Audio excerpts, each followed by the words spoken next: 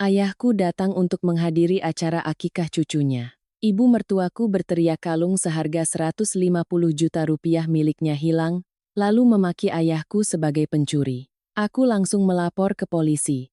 30 menit kemudian, kebenaran terungkap, dan seluruh keluarga suamiku gempar. Hari ini, aku akan menceritakan kembali kisah yang terjadi tepat di hari akikah putraku. Hari yang seharusnya menjadi hari paling bahagia itu justru berubah menjadi mimpi buruk yang membuat seluruh keluarga suamiku porak-poranda.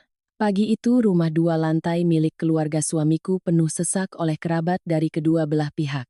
Tumpeng untuk syukuran akikah telah tertata rapi di tengah ruang tamu. Ayam ingkung berwarna kuning keemasan, urap sayur yang segar, dan aneka jajanan pasar yang masih hangat, suara tawa riuh rendah, suara anak-anak berlarian, dan suara orang dewasa yang saling mengingatkan untuk berhati-hati agar tidak menyenggol tumpeng. Aku menggendong putraku. Hatiku hanya berharap acara ini berjalan lancar karena ini adalah cucu laki-laki pertama di keluarga Suryo. Ayahku, Pak Tono, datang dari kampung. Bersusah payah naik bus paling pagi untuk sampai ke Jakarta. Beliau mengenakan kemeja putih yang sudah usang namun disetrika dengan rapi. Tangannya menenteng keranjang berisi oleh-oleh khas kampung, seekor ayam kampung dan beberapa buah dari kebun sendiri. Melihatnya berdiri di sudut ruangan, dengan tatapan teduh memandangi cucunya, aku merasa mataku perih. Ayahku adalah orang yang pendiam, hanya tersenyum ketika ada yang bertanya, dan sesekali menatapku seolah ingin memastikan putrinya baik-baik saja di rumah mertuanya. Ibu mertuaku, Bu Hartini, tampil mencolok dengan kebaya merah bersulam benang emas. Di lehernya melingkar kalung emas dengan liontin batu giok hijau yang besar. Beliau pernah pamer bahwa itu adalah warisan dari ibunya. Harganya 150 juta, tidak kurang, katanya bangga. Setiap kali ada kerabat yang datang untuk memberi selamat, beliau seolah tanpa sengaja menyentuh liontin itu, seakan takut orang lain tidak melihatnya. Saat semua orang bersiap-siap untuk mengambil foto keluarga, tiba-tiba Bu Hartini berhenti, tangannya meraba lehernya, lalu berteriak histeris. "Ya Tuhan, kalungku mana?" Teriakan melengkingnya membuat seluruh ruangan yang tadinya ramai mendadak senyap. Beberapa kerabat yang sedang tertawa langsung terdiam dan menoleh ke arahnya. Bu Hartini panik meraba-raba lehernya lalu berbalik ke arahku. "Tadi masih ibu pakai di sini. Baru 10 menit yang lalu." Seketika suasana menjadi kacau. Ada yang bertanya, ada yang ikut mencari. Beberapa orang membungkuk di bawah sofa, yang lain melihat ke sekitar tumpeng. Aku pun menepi sambil menggendong anakku, jantungku berdebar kencang. Lalu, tatapan Bu Hartini menyapu seluruh ruangan, dan berhenti pada ayahku, yang saat itu baru saja keluar dari kamar tidur setelah masuk untuk melepas jaketnya karena kegerahan. Ayahku bahkan belum mengerti apa yang terjadi ketika Bu Hartini menunjuk lurus ke arahnya. "Di sini ada orang asing, kalau bukan orang luar, siapa lagi?" Kalimat itu seperti tusukan pisau yang dingin. Suasana membeku, aku bisa mendengar napasku sendiri. Ayahku tertegun, wajahnya memucat, tetapi beliau tetap berdiri tegak. Suaranya pelan, "Saya tidak menyentuh barang milik siapapun." Bu Hartini langsung membentak, "Dasar pencuri, masih berani mengelak? Kamu baru saja keluar dari kamarku, kan?" Seluruh kerabat mulai berbisik-bisik. Ada yang menatap ayahku dengan curiga, ada pula yang menghindari tatapanku seolah takut terseret masalah. Aku terpaku di tengah hari akikah putraku sendiri, ayahku, orang yang seumur hidupnya hanya tahu bekerja keras, kini dicap sebagai pencuri. Suamiku Bagus, berdiri di sampingku, wajahnya pucat pasi. Dia menatap ibunya lalu ayah mertuanya dengan gugup. Coba dicek lagi, Ma. Siapa tahu jatuh di suatu tempat." Bu Hartini berbalik tajam ke arah putranya. "Kamu membela siapa? Di rumah ini memangnya ada orang asing selain dia?" Ayahku tidak membantah, hanya mengucapkan satu kalimat lagi, suaranya berat, namun jelas, "Kalau perlu, silakan periksa badan saya." Mendengar itu, hatiku terasa sesak. Seorang pria berusia hampir 60 tahun, harus mengucapkan kalimat seperti itu di depan banyak orang, apalagi yang lebih menyakitkan dari itu.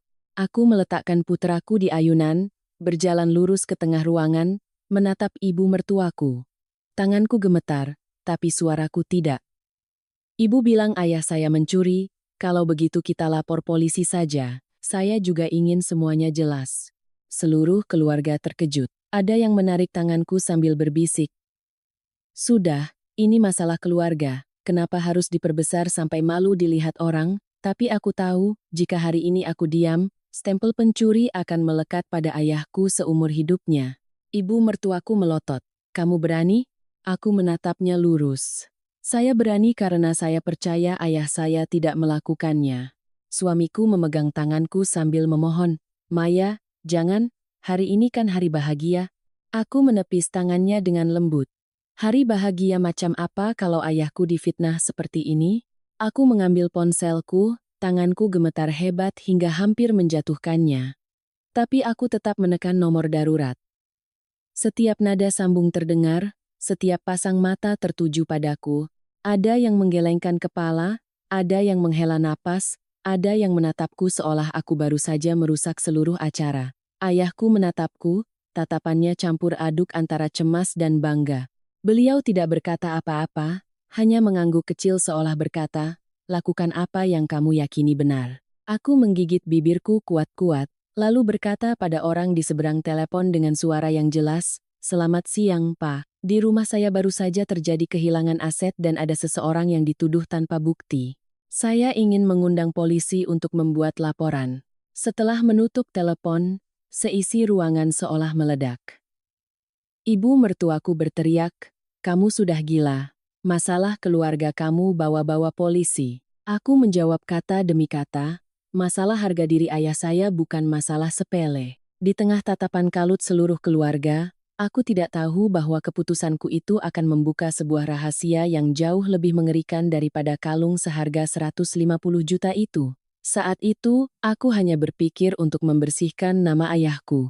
Aku tidak menyangka, 30 menit kemudian, yang akan hancur bukanlah ayahku, melainkan seluruh keluarga suamiku. Setelah panggilan telepon itu, di kepalaku masih terngiang-ngiang kata dasar pencuri seperti tamparan bagi harga diri ayahku. Tapi sebelum melanjutkan apa yang terjadi selanjutnya, aku perlu kembali ke awal agar Bapak, Ibu, dan saudara-saudari sekalian mengerti mengapa aku bisa berada di keluarga ini, mengapa aku pernah percaya bahwa hanya dengan bersabar, segalanya akan baik-baik saja. Namaku Maya. Aku bertemu suamiku, Bagus, saat kami masih bekerja di perusahaan yang sama.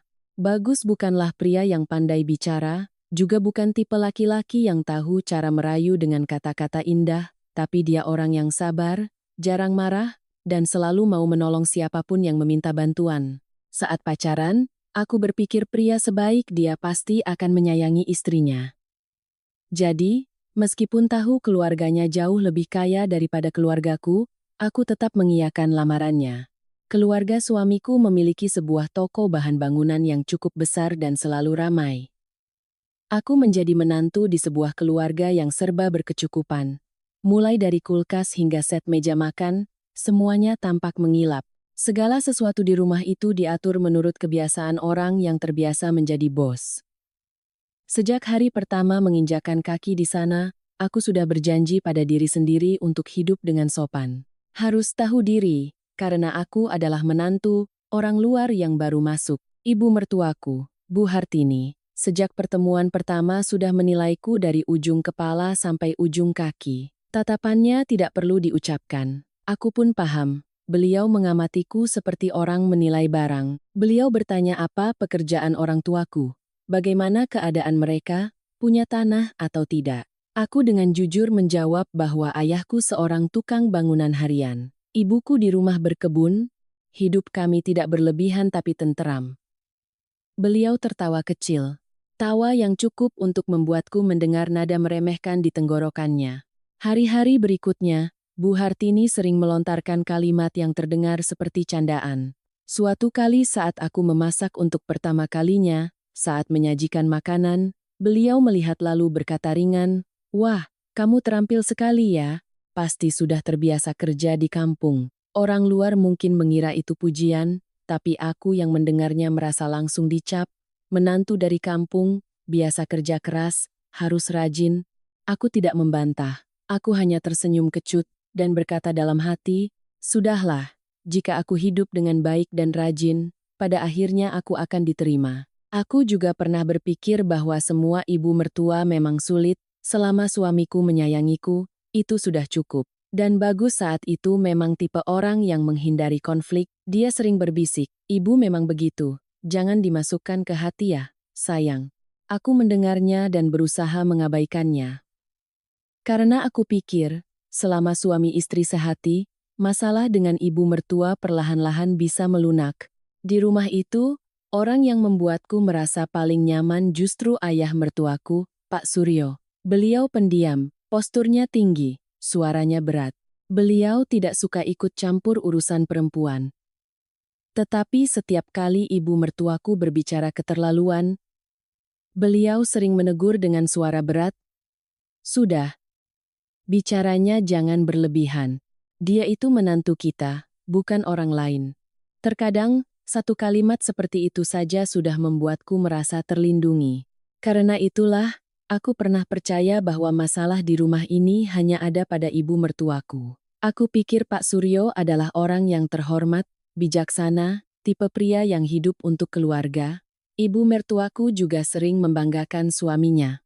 Bapak itu orangnya lurus sekali, pergi kemana, pulang jam berapa, selalu jelas. Tidak seperti suami orang lain di luar sana. Setiap kali beliau berkata begitu, aku hanya diam. Aku tidak tahu bahwa hal yang paling dibanggakan seseorang seringkali adalah hal yang paling rapuh. Karena perlahan-lahan, aku mulai melihat kejanggalan. Beberapa kali saat sedang mencuci piring, aku mendengar Pak Suryo menelepon di halaman belakang. Beliau berbicara pelan, sangat pelan seolah takut ada yang mendengar. Suaranya terdengar lebih rendah dari biasanya, bukan seperti sedang berbicara dengan teman minum atau rekan bisnis. Ketika aku melangkah keluar, beliau langsung mematikan telepon, berbalik, lalu bertanya sekenanya, "Sudah selesai kerjanya, Nak?" Aku mengangguk, hatiku sedikit curiga, tapi kemudian menyalahkan diriku sendiri karena berpikiran buruk. Di lain waktu, Pak Suryo berpakaian sangat rapi, kemeja baru, celana kain lurus, dan memakai parfum yang aromanya begitu kuat. Beliau memegang kunci mobil dan berkata pada ibu mertuaku, "Aku mau bertemu teman lama." Bu Hartini tersenyum senang, "Pergilah, biar tidak jenuh di rumah terus." "Suamiku memang begitu," katanya bangga. Orang terhormat dan teladan. Aku yang berdiri di dapur mendengar itu merasa ada yang aneh, karena beliau bukan orang yang suka bergaul, biasanya pergi kemanapun berpakaian sederhana. Kenapa hari itu begitu necis seperti mau ke pesta? Namun, aku tetap menenangkan diri. Aku sibuk dengan pekerjaanku, sibuk menjadi menantu, sibuk memikirkan cara agar tidak terus-terusan diawasi oleh ibu mertuaku.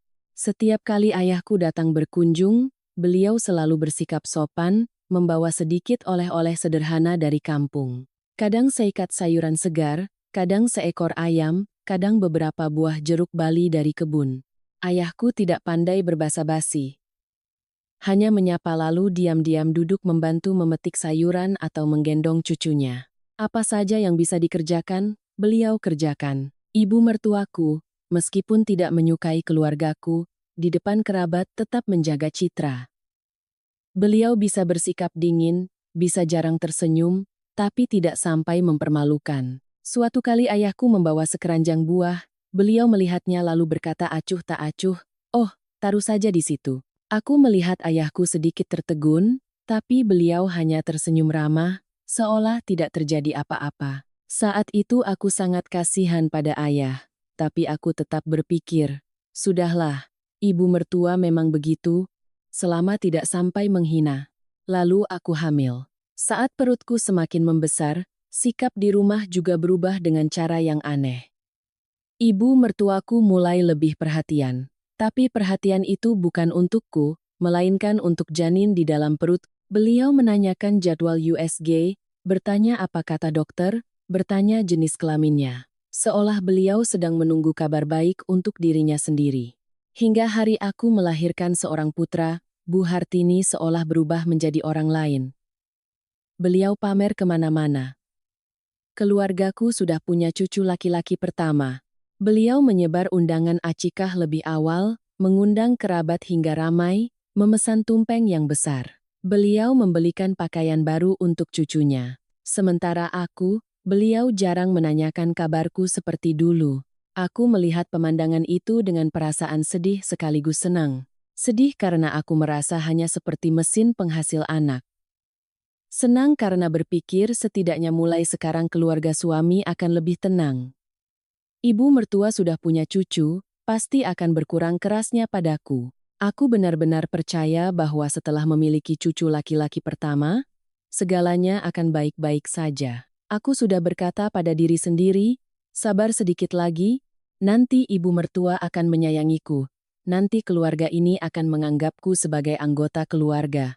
Aku sama sekali tidak tahu bahwa di dalam kegelapan rumah yang tampak serba cukup itu, seseorang telah menyiapkan sebuah rencana, menunggu saat yang tepat ketika kerabat berkumpul, saat semua mata tertuju pada hari yang bahagia, untuk melancarkan serangan mematikan yang hampir mengubur harga diri ayahku di tengah rumah yang pernah kusebut keluarga. Sejak melahirkan, aku berpikir tugasku hanyalah menjalankan kewajiban, merawat anak agar sehat, dan menjaga keharmonisan rumah.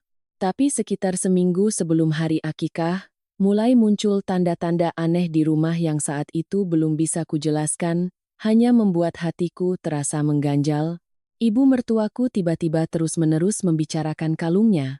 Beliau membicarakannya dengan sengaja, berulang-ulang hingga semua orang harus mendengarnya. Saat sedang mencuci piring, beliau berkata, saat menggendong cucu, beliau juga berkata, kalung ini barang paling berharga milik ibu. Di hari akikah cucu laki-laki pertama, harus pakai yang mewah biar keluarga kita terpandang. Biar kerabat lihat keluarga ini bukan keluarga sembarangan. Aku mendengarnya merasa sesak. Karena jelas hari akikah adalah hari untuk anak. Tapi di mulutnya, itu menjadi ajang untuk memamerkan gengsinya. Suatu sore, saat aku sedang menidurkan anakku, aku mendengar beliau berbicara dengan tetangga di depan gerbang. Beliau tertawa terbahak-bahak, suaranya nyaring, nanti datang ya Bu, acara akikah cucu saya besar-besaran. Nanti saya pakai kalung jiok hijau itu biar orang tahu keluarga saya ini berada. Tetangga memujinya beberapa kali, dan beliau semakin bangga. Seolah-olah kalung itu adalah sesuatu yang membuatnya lebih tinggi dari orang lain. Aku sebenarnya tidak peduli dengan perhiasan, tapi saat itu aku justru memperhatikan reaksi ayah mertuaku, Pak Suryo, yang sangat aneh. Suatu kali, ibu mertuaku mengeluarkan kalung itu untuk dibersihkan dan meletakkannya di atas meja kaca di ruang tamu. Pak Suryo yang sedang menonton TV tiba-tiba terdiam, matanya menatap ke arah kalung itu, cukup lama.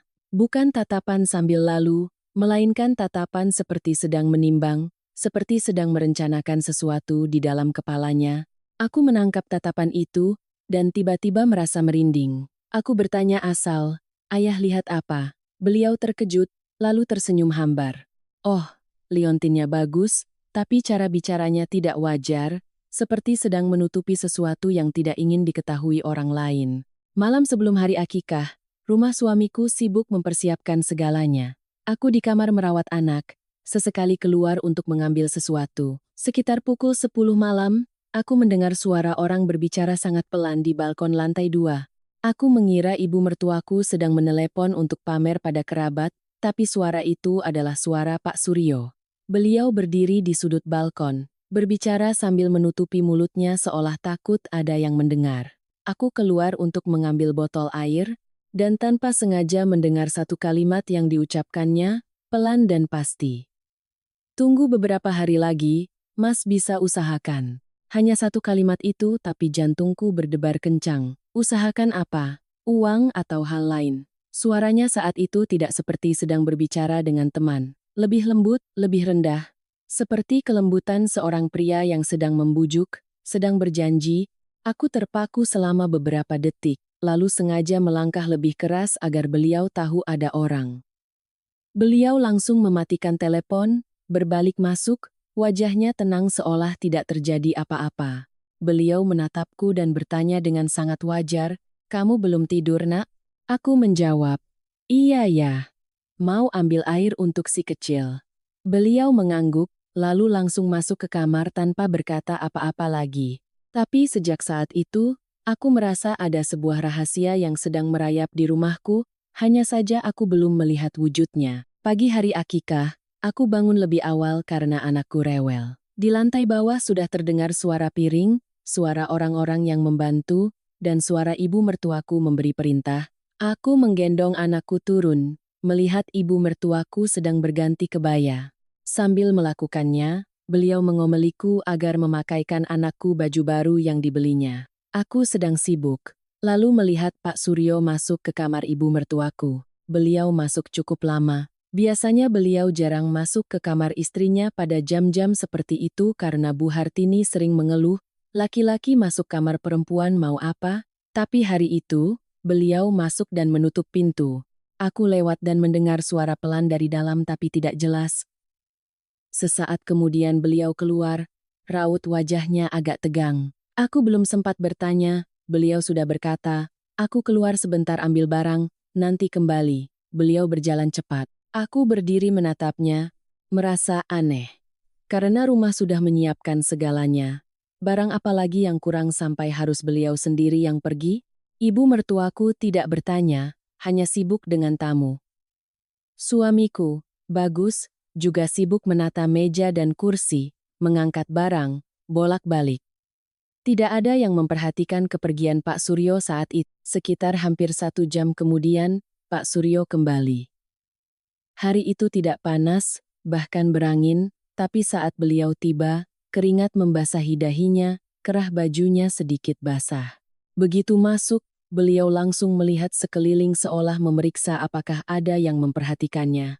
Aku yang sedang menggendong anak di dekat situ, tanpa sadar bertanya pelan, "Ayah capek?" Beliau menatapku dan tersenyum canggung. "Oh, cuma bolak-balik sebentar." Lalu beliau menghindari tatapanku dan langsung masuk. Aku bukan orang yang suka curiga, tapi potongan-potongan kejadian itu terus terhubung di kepalaku dengan tidak nyaman. Aku merasa Pak Suryo sedang menyembunyikan sesuatu. Dan hal itu ada hubungannya dengan kalung yang sedang dipamerkan ibu mertuaku seperti harta karun. Tapi aku belum punya alasan yang kuat untuk menyimpulkan. Jadi aku hanya menyimpannya dalam hati, berkata pada diri sendiri mungkin aku terlalu banyak berpikir. Selama semua orang sibuk mempersiapkan, ayahku tetap duduk di ruang tamu menggendong cucunya, menenangkannya hingga tertidur. Beliau tidak berjalan-jalan, dan tidak pernah sekalipun masuk ke kamar tidur ibu mertuaku. Ayahku adalah orang yang sangat tahu diri, datang ke rumah orang saja segan untuk masuk terlalu dalam, apalagi seenaknya masuk ke kamar pribadi. Aku tahu watak ayahku, karena itu aku semakin marah ketika membayangkan beliau dituduh, dan kemudian segalanya terjadi persis seperti jebakan yang sudah disiapkan. Ketika ibu mertuaku menyadari kalungnya hilang, beliau langsung menyimpulkan dengan satu kalimat, "Hanya Pak Tono yang orang luar." Caranya berbicara bukan seperti menduga, tapi seperti menghakimi. Seolah beliau sudah menyiapkan seorang tersangka untuk dijadikan kambing hitam. Saat itu aku menoleh ke arah Pak Suryo, berharap beliau akan membela ayahku, setidaknya berkata jangan gegabah, tapi beliau hanya berdiri diam, wajahnya dingin, tatapannya sangat aneh. Tidak membela, juga tidak menentang. Beliau menatapku sekilas lalu membuang muka seolah menghindar. Justru tatapan menghindar itulah yang membuat hatiku terasa berat. Aku mulai percaya ada sesuatu yang tidak beres, bukan sekadar kehilangan biasa. Tapi saat itu, aku masih belum punya cukup bukti untuk berpikir lebih jauh. Aku hanya tahu satu hal yang sangat jelas. Jika aku tidak berjuang sampai akhir, harga diri ayahku akan diinjak-injak tepat di hari akikah cucunya, di tengah rumah yang pernah kucoba sebut sebagai keluarga. Begitu aku menutup telepon, ibu mertuaku seolah meledak. Bu Hartini memukul meja dengan keras, suara brak yang ditimbulkannya membuat hidangan di atasnya bergetar. Beliau menunjuk lurus ke wajahku, suaranya melengking. "Kamu gila, ya, Maya? Hari akikah cucu laki-laki pertama, kamu panggil polisi ke rumah? Kamu mau keluarga ini malu di depan semua orang?" Aku belum sempat menjawab, beliau sudah berpaling ke arah para kerabat seolah mencari dukungan. "Lihat semua, Menantu macam apa yang memperbesar masalah seperti ini? Aku berdiri di sana, tangan masih gemetar karena baru saja menekan nomor, tapi aku menggigit bibirku kuat-kuat untuk tetap tenang. Aku paham, jika saat ini aku melunak, mereka akan semakin menekan ayahku. Aku berkata pelan namun jelas, kata demi kata. Saya tidak ingin memperbesar masalah, tapi ibu baru saja memaki ayah saya pencuri di depan banyak orang. Itu yang namanya memperbesar masalah. Ibu mertuaku melotot. Kalau bukan keluargamu yang ambil, kenapa harus takut? Aku menatapnya lurus, tidak lagi menghindar. Justru karena bukan keluarga saya yang ambil, makanya saya tidak takut. Kalimat itu membuat suasana semakin tegang. Para kerabat mulai berbisik-bisik. Seseorang yang duduk di dekat pintu menarik tangan orang di sebelahnya sambil berbisik. Aku hanya mendengar samar-samar, tapi cukup untuk mengerti bahwa mereka mencurigai ayahku. Tatapan mereka pada ayahku bukan lagi tatapan tamu, melainkan tatapan orang yang sedang menimbang-nimbang sebuah kejahatan di kepala orang lain. Tenggorokanku tercekat. Ayahku masih duduk tegak di kursi. Kedua tangannya diletakkan di atas lutut. Wajahnya sedih sekaligus tegar, seolah sedang berusaha menahan diri agar tidak gemetar di depan orang banyak. Suamiku, Bagus, menarikku ke sudut dekat tangga. Dia berbicara pelan, suaranya panik. Maya, sudahlah, kita cari sendiri dulu. Kalau polisi datang, nanti orang-orang tahu, malu kita. Aku menoleh menatapnya, hatiku terasa panas seperti api. Aku bertanya balik. Tidak dengan suara keras, tapi cukup untuk membuatnya terpaku. Kalau yang difitnah itu ayahmu, apa kamu akan bilang begitu juga? Bagus terdiam. Keheningannya lebih menyakitkan daripada omelan manapun. Itu seperti sebuah pengakuan bahwa di matanya, ayahku tidak lebih penting dari nama baik keluarganya. Aku kembali menatap ayahku. Tiba-tiba ayahku angkat bicara, suaranya bergetar namun jelas. Bukan nada memohon, melainkan nada seorang pria yang sedang berusaha menjaga martabatnya. Kalau perlu, silakan geledah badan saya. Kalimat itu seperti pisau yang menusuk langsung ke jantungku. Aku tidak tahan melihat ayahku harus merendahkan diri seperti itu. Aku mendekat, meletakkan tanganku di bahunya, dan berkata pelan, "Ayah tidak perlu bilang begitu, Maya yang akan selesaikan." Ayahku menatapku, matanya yang teduh kini memerah. Beliau hanya mengangguk seolah menyuruhku untuk tidak takut. Ibu mertuaku kembali berteriak, seolah takut segalanya lepas dari kendalinya. Geledah saja, geledah sekarang. Kalau tidak ada apa-apa, saya minta maaf. Tapi kalau ada, jangan salahkan saya. Aku mendengarnya dan merasa dingin. Bagi beliau, harga diri ayahku hanyalah sesuatu yang bisa dipertaruhkan di depan kerabat. Tepat pada saat itu, ayah mertuaku, Pak Suryo, tiba-tiba angkat bicara. Beliau berdiri di tengah ruangan, suaranya berat, tapi tidak membela siapapun secara jelas. Sudah, jangan ribut, coba dicari lagi baik-baik. Aku menoleh menatapnya. Untuk pertama kalinya selama menjadi menantu, aku melihat beliau menghindari tatapanku. Beliau tidak menatap lurus, beliau melihat ke lantai, lalu ke arah lain, seolah takut tatapanku akan membongkar sesuatu. Perasaan dingin merayap di punggungku. Seorang pria normal, jika melihat ayah mertuanya difitnah, setidaknya akan berkata, tunggu sampai jelas dulu baru menuduh. Tapi beliau hanya berkata, jangan ribut. Kalimat itu terdengar seperti ingin meredam masalah, bukan mencari kebenaran. Ibu mertuaku langsung menyambar kalimat itu. Tuh, kan. Suamiku juga bilang begitu. Keluarga ini harus jaga nama baik. Aku menoleh padanya, suaraku menjadi dingin. Nama baik tidak bisa dibangun di atas harga diri orang lain yang diinjak-injak. Bu Hartini mendengus. Kamu hebat, ya sudah tunggu saja polisinya datang. Hanya sekitar 20 menit kemudian, aku mendengar suara mobil berhenti di depan gerbang. Jantungku berdebar kencang. Polisi masuk, 2 orang dengan sikap serius. Semua orang otomatis terdiam. Bisik-bisik berhenti, yang tersisa hanya suara kipas angin dan tangis seorang anak di sudut rumah yang tiba-tiba berhenti, seolah ikut merasakan ketegangan. Polisi menanyakan situasi secara singkat. Aku menceritakan dengan ringkas. Ibu mertua saya melaporkan kehilangan kalung. lalu menunjuk ayah saya sebagai pelakunya. Saya ingin semuanya jelas agar tidak ada fitnah. Ibu mertuaku langsung menyela. Kalung itu harganya 150 juta, Pak. Saya pakai dari pagi, baru hilang di dalam rumah ini. Polisi meminta semua orang untuk tenang, lalu meminta untuk memastikan kapan waktu kehilangan. Suasana saat itu tegang seperti senar gitar. Semua orang menahan napas. Aku menatap ayahku, melihat beliau berusaha tetap tenang, tapi tangannya sudah mengepal erat. Bagus berdiri di belakangku, wajahnya menunjukkan kebingungan yang nyata. Ibu mertuaku bersedekap, wajahnya yakin seolah dialah yang benar.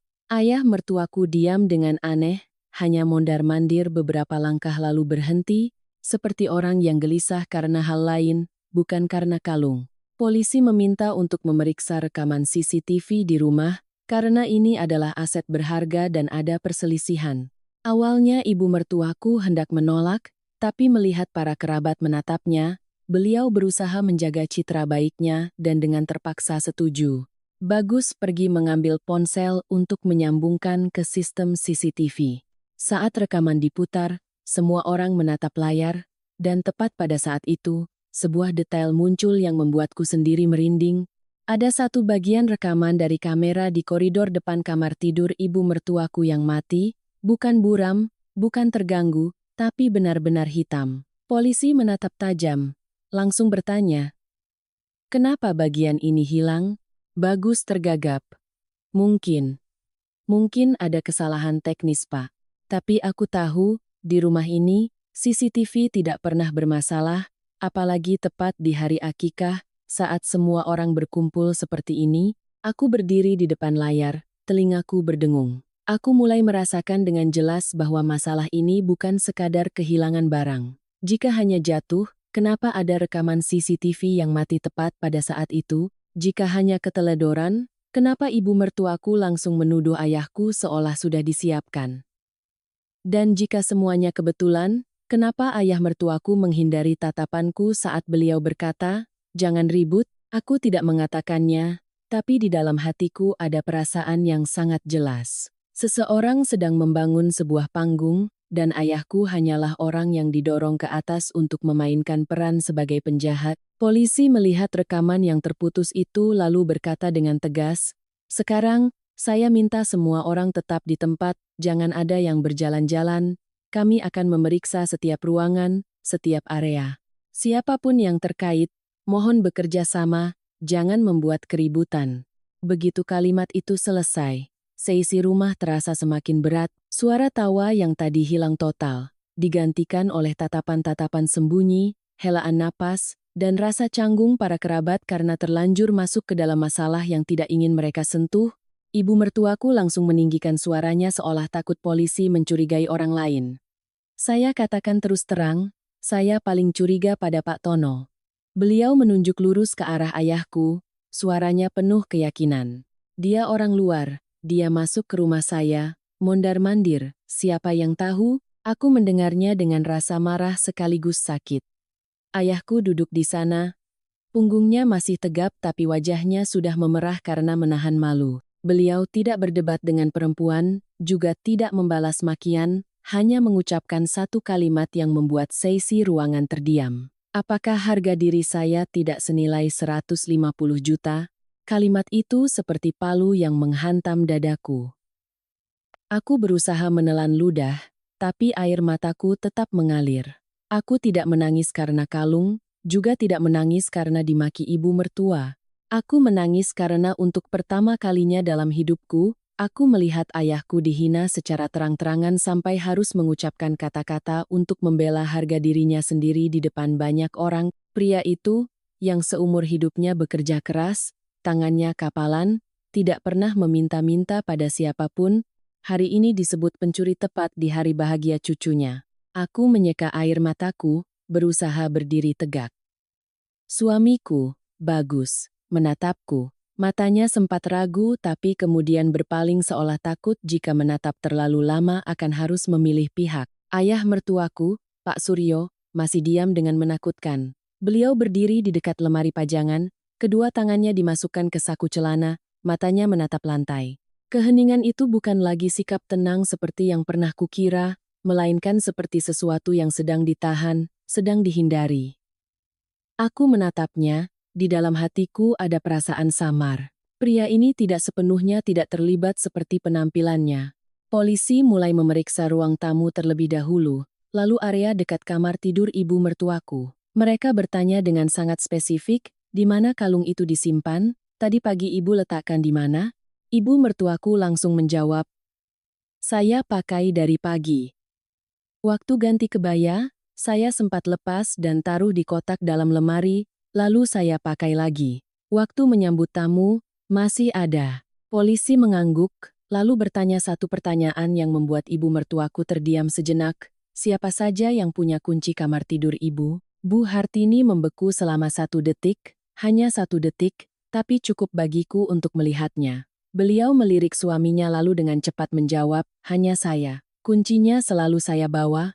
Polisi menatapnya. Tidak ada orang lain yang punya? Beliau langsung menjawab, tidak. Tapi polisi justru berpaling dan bertanya pada ayah mertuaku, Pak Suryo, apakah Bapak memegang kunci cadangan? Pak Suryo sedikit terkejut, lalu menjawab, ada. Kunci cadangan untuk kalau dia lupa. Ibu mertuaku langsung menimpali dengan ketus. Dia pegang ya sama saja seperti saya yang pegang. Dia kan tinggal di rumah ini. Caranya berbicara seolah ingin membuat kepemilikan kunci itu menjadi hal yang wajar agar tidak ada yang curiga lebih jauh. Aku berdiri di sana dan tiba-tiba teringat kejadian pagi hari saat ibu mertuaku berganti pakaian. Aku ingat betul, ada saat di mana beliau meletakkan tas tangannya di meja ruang tamu lalu berlari ke dalam untuk berganti pakaian sambil memanggilku, Maya, tolong lihatin tas ibu. Saat itu aku sedang menggendong anak, hanya sempat menjawab iya lalu berpaling. Jika beliau bilang kunci selalu dibawanya, lalu di mana kunci itu saat itu? Di dalam tas atau di dalam kamar? Semakin kupikirkan, semakin kurasa ada yang tidak cocok dengan perkataannya. Polisi melanjutkan pemeriksaan lemari dan kotak perhiasan. Mereka melakukannya dengan sangat hati-hati, memakai sarung tangan, memeriksa setiap laci. Ibu mertuaku berdiri di sampingnya sambil terus mengomel, tolong diperiksa yang teliti ya Pak. Barang saya tidak mungkin hilang begitu saja. Lalu beliau kembali melirik ayahku, seolah ingin menancapkan kesalahan pada orang lain. Aku melihat ayahku mengepalkan tangannya, tapi beliau tetap tidak berkata apa-apa lagi. Tepat pada saat itu, polisi mengucapkan satu kalimat yang membuat seisi rumah terdiam. Dengan nilai aset sebesar ini dan adanya indikasi kamera dimatikan, kami akan memeriksa juga riwayat transaksi keluarga belakangan ini, terutama transaksi terkait gadai atau transfer, untuk menyingkirkan kemungkinan adanya rekayasa. Mendengar itu, ibu mertuaku terpaku. Suamiku juga terkejut. Sedangkan ayah mertuaku, aku melihat dengan jelas wajahnya memucat. Bukan pucat karena kaget, melainkan pucat karena seperti disentuh tepat di titik sakitnya. Wajahnya yang biasanya agak gelap, tiba-tiba menjadi pudar. Beliau mengangkat tangan untuk merapikan kerah bajunya meskipun ruangan itu ber-AC. Aku melihat lebih dekat dan melihat keringat mulai muncul di pelipisnya, seperti orang yang baru saja berlari. Aku belum pernah melihatnya seperti itu. Ayah mertuaku selama ini selalu tenang, bicaranya pasti. Tapi saat itu, beliau tampak seperti orang yang sedang didorong ke tepi jurang. Aku menoleh ke arah ayahku. Beliau menatapku, suaranya pelan tapi teguh seperti paku yang ditancapkan. Jangan takut nak, orang benar tidak akan takut. Hanya dengan satu kalimat itu, aku seolah ditarik kembali. Aku menarik napas dalam-dalam, menyeka air mata, dan mengangguk. Aku mengerti ayahku sedang berusaha menenangkanku, tapi sebenarnya beliau juga sedang menenangkan dirinya sendiri di tengah penghinaan ini. Aku melihat sekeliling rumah. Para kerabat duduk diam, tidak ada lagi yang berani tertawa atau berbicara. Ibu mertuaku berdiri dengan amarah yang meluap-luap seolah ingin menang. Suamiku bingung seperti orang yang terjepit di antara dua pintu. Ayah mertuaku berkeringat, dan ayahku, orang yang difitnah, justru menjadi yang paling tenang. Di dalam hatiku saat itu hanya ada satu pikiran. Meskipun harus menjungkir balikan rumah ini, meskipun harus membuat siapapun malu, aku harus mengembalikan harga diri ayahku, Karena jika hari ini aku menyerah, besok dan selamanya ayahku akan dikenal sebagai besan yang dicurigai mencuri. Rasa malu itu tidak akan bisa dihapus dengan beberapa kata maaf. Aku tidak tahu bahwa rahasia di balik hilangnya kalung ini bukan sekadar fitnah biasa. Ia juga menyeret sebuah hubungan terlarang yang kotor, yang cukup untuk membuat seluruh keluarga Suryo nantinya tidak hanya kehilangan muka, tapi juga gempar hingga tidak ada yang bisa berkutik. Begitu aku selesai menjelaskan, polisi meminta Bagus untuk mengekstrak seluruh rekaman CCTV di rumah saat itu juga. Tangan Bagus gemetar memegang ponsel, beberapa kali menekan sebelum akhirnya berhasil membuka aplikasi. Ibu mertuaku berdiri di sampingnya, matanya terpaku pada layar seolah takut ada yang disembunyikan. Para kerabat pun ikut berdiri, tidak ada yang bisa duduk tenang lagi, karena semua orang paham, jika rekaman CCTV jelas, maka akan ketahuan siapa yang benar dan siapa yang salah. Ketika rekaman kamera ruang tamu diputar, semuanya tampak normal. Siapa yang masuk dan keluar terekam dengan jelas. Tetapi ketika sampai pada rekaman kamera di koridor depan kamar tidur ibu mertuaku, layar tiba-tiba menjadi hitam pekat selama beberapa saat sebelum kembali normal. Polisi melihat penunjuk waktu di layar dan langsung bertanya, berapa lama bagian ini hilang? Bagus tergagap. Sekitar belasan menit, Pak. Polisi mengoreksi dengan tegas. 17 menit. Tepat pada rentang waktu ketika Ibu Hartini mengatakan sedang berganti kebaya. Ibu mertuaku langsung berbalik ke arahku seolah menemukan sasaran empuk untuk melampiaskan amarah. Di rumah ini siapa yang paling ahli soal ponsel? Kamu kan?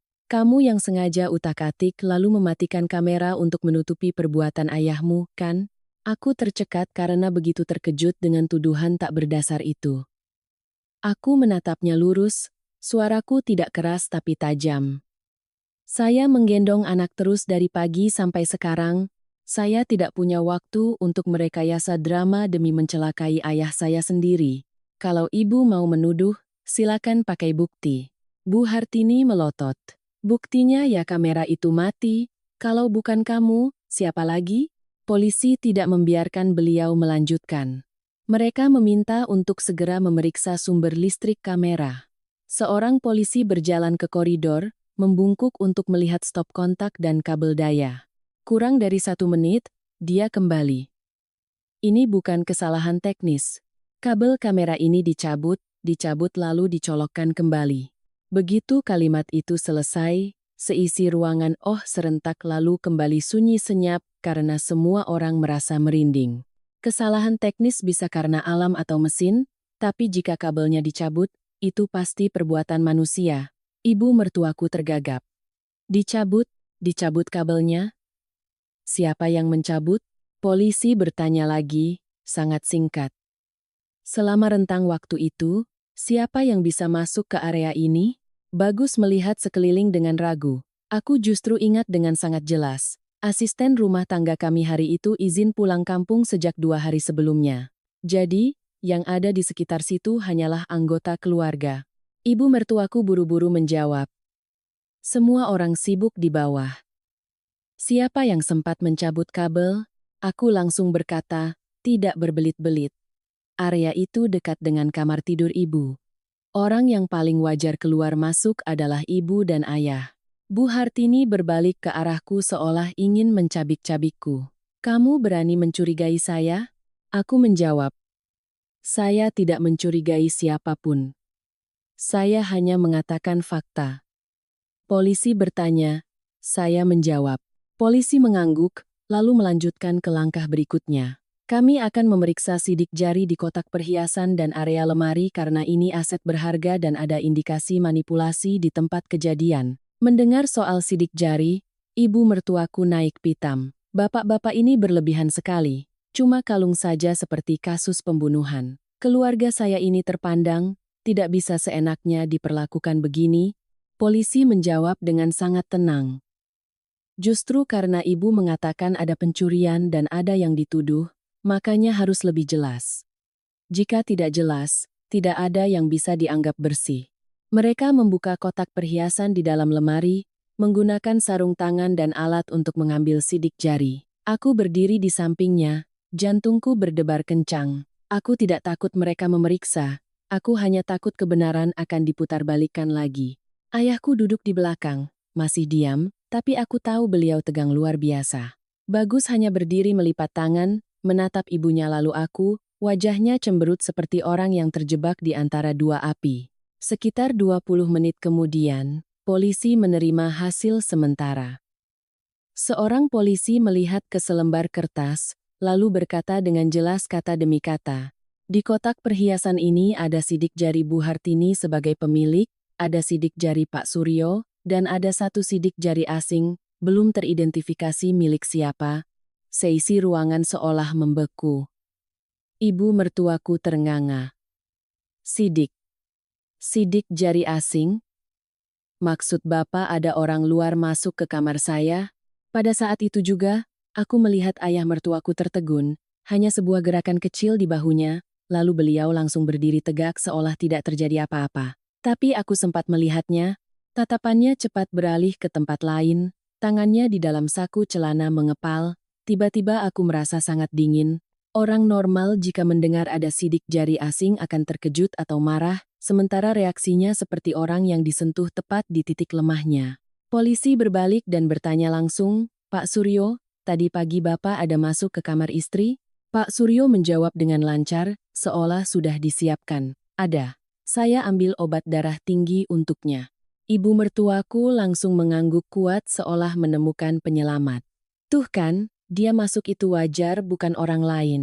Tapi di dalam kepalaku tiba-tiba muncul sebuah detail kecil yang sangat jelas. Pagi ini aku sama sekali tidak melihat beliau minum obat atau menyinggung soal obat seperti hari-hari biasanya. Biasanya beliau minum di depan semua orang, sambil mengeluh tekanan darahnya naik turun. Hari ini tidak. Polisi melanjutkan, suaranya semakin dingin. Kami perlu memeriksa ponsel anggota keluarga inti untuk menyingkirkan kemungkinan terkait transaksi gadai atau jual beli. Jika tidak ada yang terkait, sebaiknya bekerja sama. Ibu mertuaku langsung menukas. "Bapak-bapak ini mencurigai suami saya? Dia orang paling baik di rumah ini. Bertahun-tahun dia menafkahi seluruh keluarga. Masa karena kalung saja bapak-bapak mau mempermalukannya?" Aku mendengar kalimat orang paling baik di rumah ini dan merasa getir. Beliau membela suaminya berdasarkan perasaan. Sementara ayahku dituduh hanya dengan satu tatapan. Aku menoleh ke arah ayah mertuaku dan berkata pelan, kata-kata yang berat seperti batu. "Kalau ayah memang bersih, ayah tidak perlu takut." Pak Suryo tidak menatapku, hanya menjawab singkat. "Maya, kamu jangan keterlaluan." Kalimat itu membuatku tercekat. Aku hanya menuntut keadilan, tapi di mulutnya itu menjadi keterlaluan. Suasana di rumah semakin pekat, semua orang merasakan ada sesuatu yang sedang berbalik arah. Tatapan curiga para kerabat tidak lagi terpaku pada ayahku seperti awal, mereka mulai melirik ke arah ayah mertua, melirik ke arah ibu mertua, melirik ke rekaman kamera yang terputus. Aku melihat satu hal dengan sangat jelas. Untuk pertama kalinya sejak kejadian ini, kecurigaan mulai bergeser dari ayahku ke orang lain di dalam keluarga Suryo itu sendiri.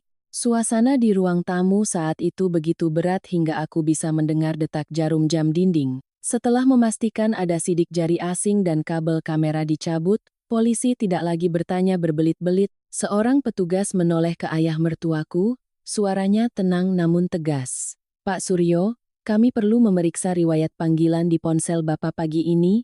Kalimat itu seperti batu yang dilempar ke danau yang sudah beriak. Pak Suryo terdiam sejenak, lalu berusaha tampak tenang. "Ponsel saya memangnya ada apa untuk diperiksa?" Polisi langsung menjawab, "Karena kamera mati pada rentang waktu tertentu. Jika Bapak tidak terlibat, pemeriksaan ini akan membantu membersihkan nama Bapak."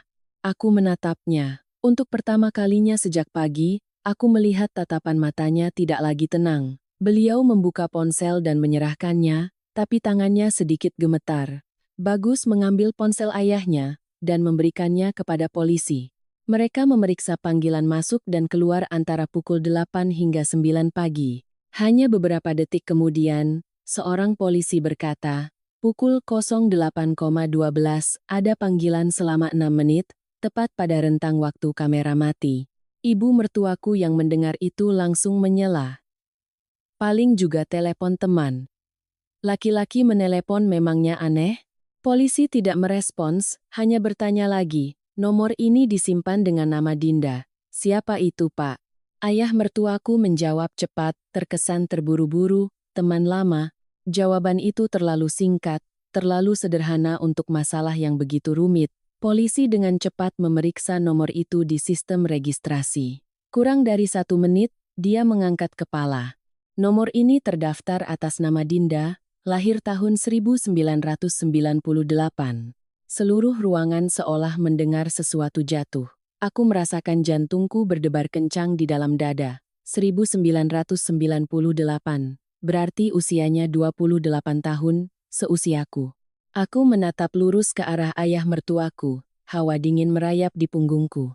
Ayah bilang teman lama seumuran saya. Ya, suaraku tidak keras. Tapi setiap kata jatuh seperti batu yang berat. Bagus yang berdiri di sampingku terpaku, wajahnya memucat. Dia menoleh ke arah ayahnya. Tatapannya bukan lagi tatapan seorang anak yang percaya sepenuhnya, melainkan tatapan orang yang baru saja ditampar telak pada kepercayaannya. Polisi tidak berhenti di situ. Mereka melanjutkan.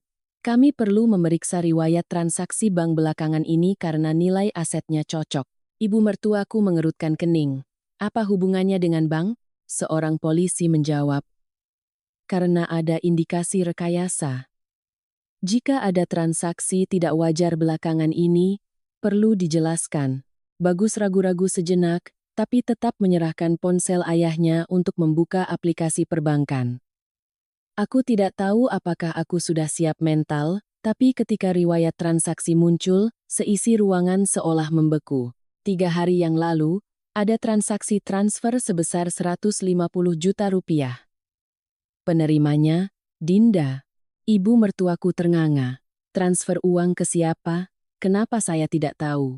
Suaranya tidak lagi melengking seperti tadi, melainkan suara orang yang baru saja kehilangan pegangan. Ayah mertuaku tergagap. Itu, urusan bisnis, rekan kerja, tapi polisi memotongnya.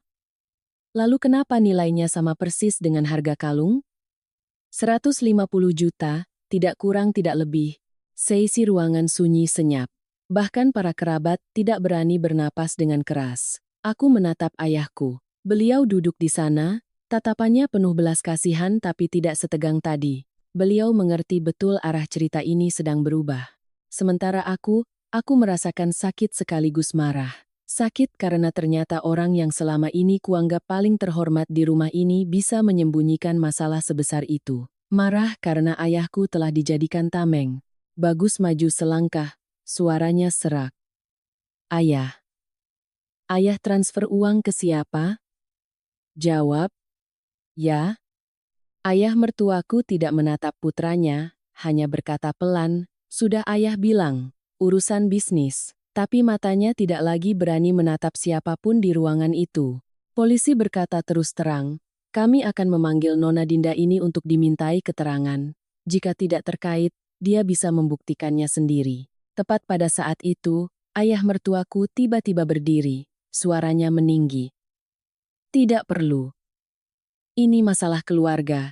Kalimat itu seperti tebasan pedang di tengah ruangan. Ibu mertuaku berbalik tajam ke arah suaminya. Masalah keluarga, transfer uang ke perempuan itu masalah keluarga. Beliau hampir berteriak. Bagus menatap ayahnya, matanya penuh amarah dan kekecewaan. Ayah menyembunyikan apa? Aku tidak perlu polisi berkata lebih. Aku pun paham betul, jika hanya teman lama, jika hanya urusan bisnis, tidak akan ada yang bereaksi sekeras itu saat mendengar usulan untuk memanggilnya. Kalimat ini masalah keluarga tanpa sengaja mengakui satu hal. Ini bukan lagi sekadar kasus kehilangan kalung. Ini telah berubah menjadi rahasia lain yang lebih besar dan lebih kotor. Ibu mertuaku mundur beberapa langkah, tangannya berpegangan pada sandaran kursi, suaranya bergetar. Katakan kalau ini tidak seperti yang aku pikirkan, tapi ayah mertuaku tetap diam. Keheningan itu lebih menakutkan daripada pengakuan manapun. Para kerabat mulai saling pandang. Tatapan mereka berubah dari curiga menjadi terkejut.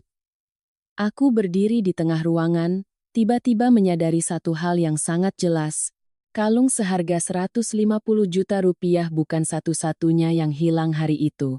Kepercayaan seorang istri, rasa hormat seorang anak laki-laki, dan citra keluarga terpandang yang selalu dibanggakan ibu mertuaku, semuanya sedang retak berkeping-keping. Dan aku tahu, sejak ayah mertuaku berteriak ini masalah keluarga, cerita ini telah memasuki babak baru.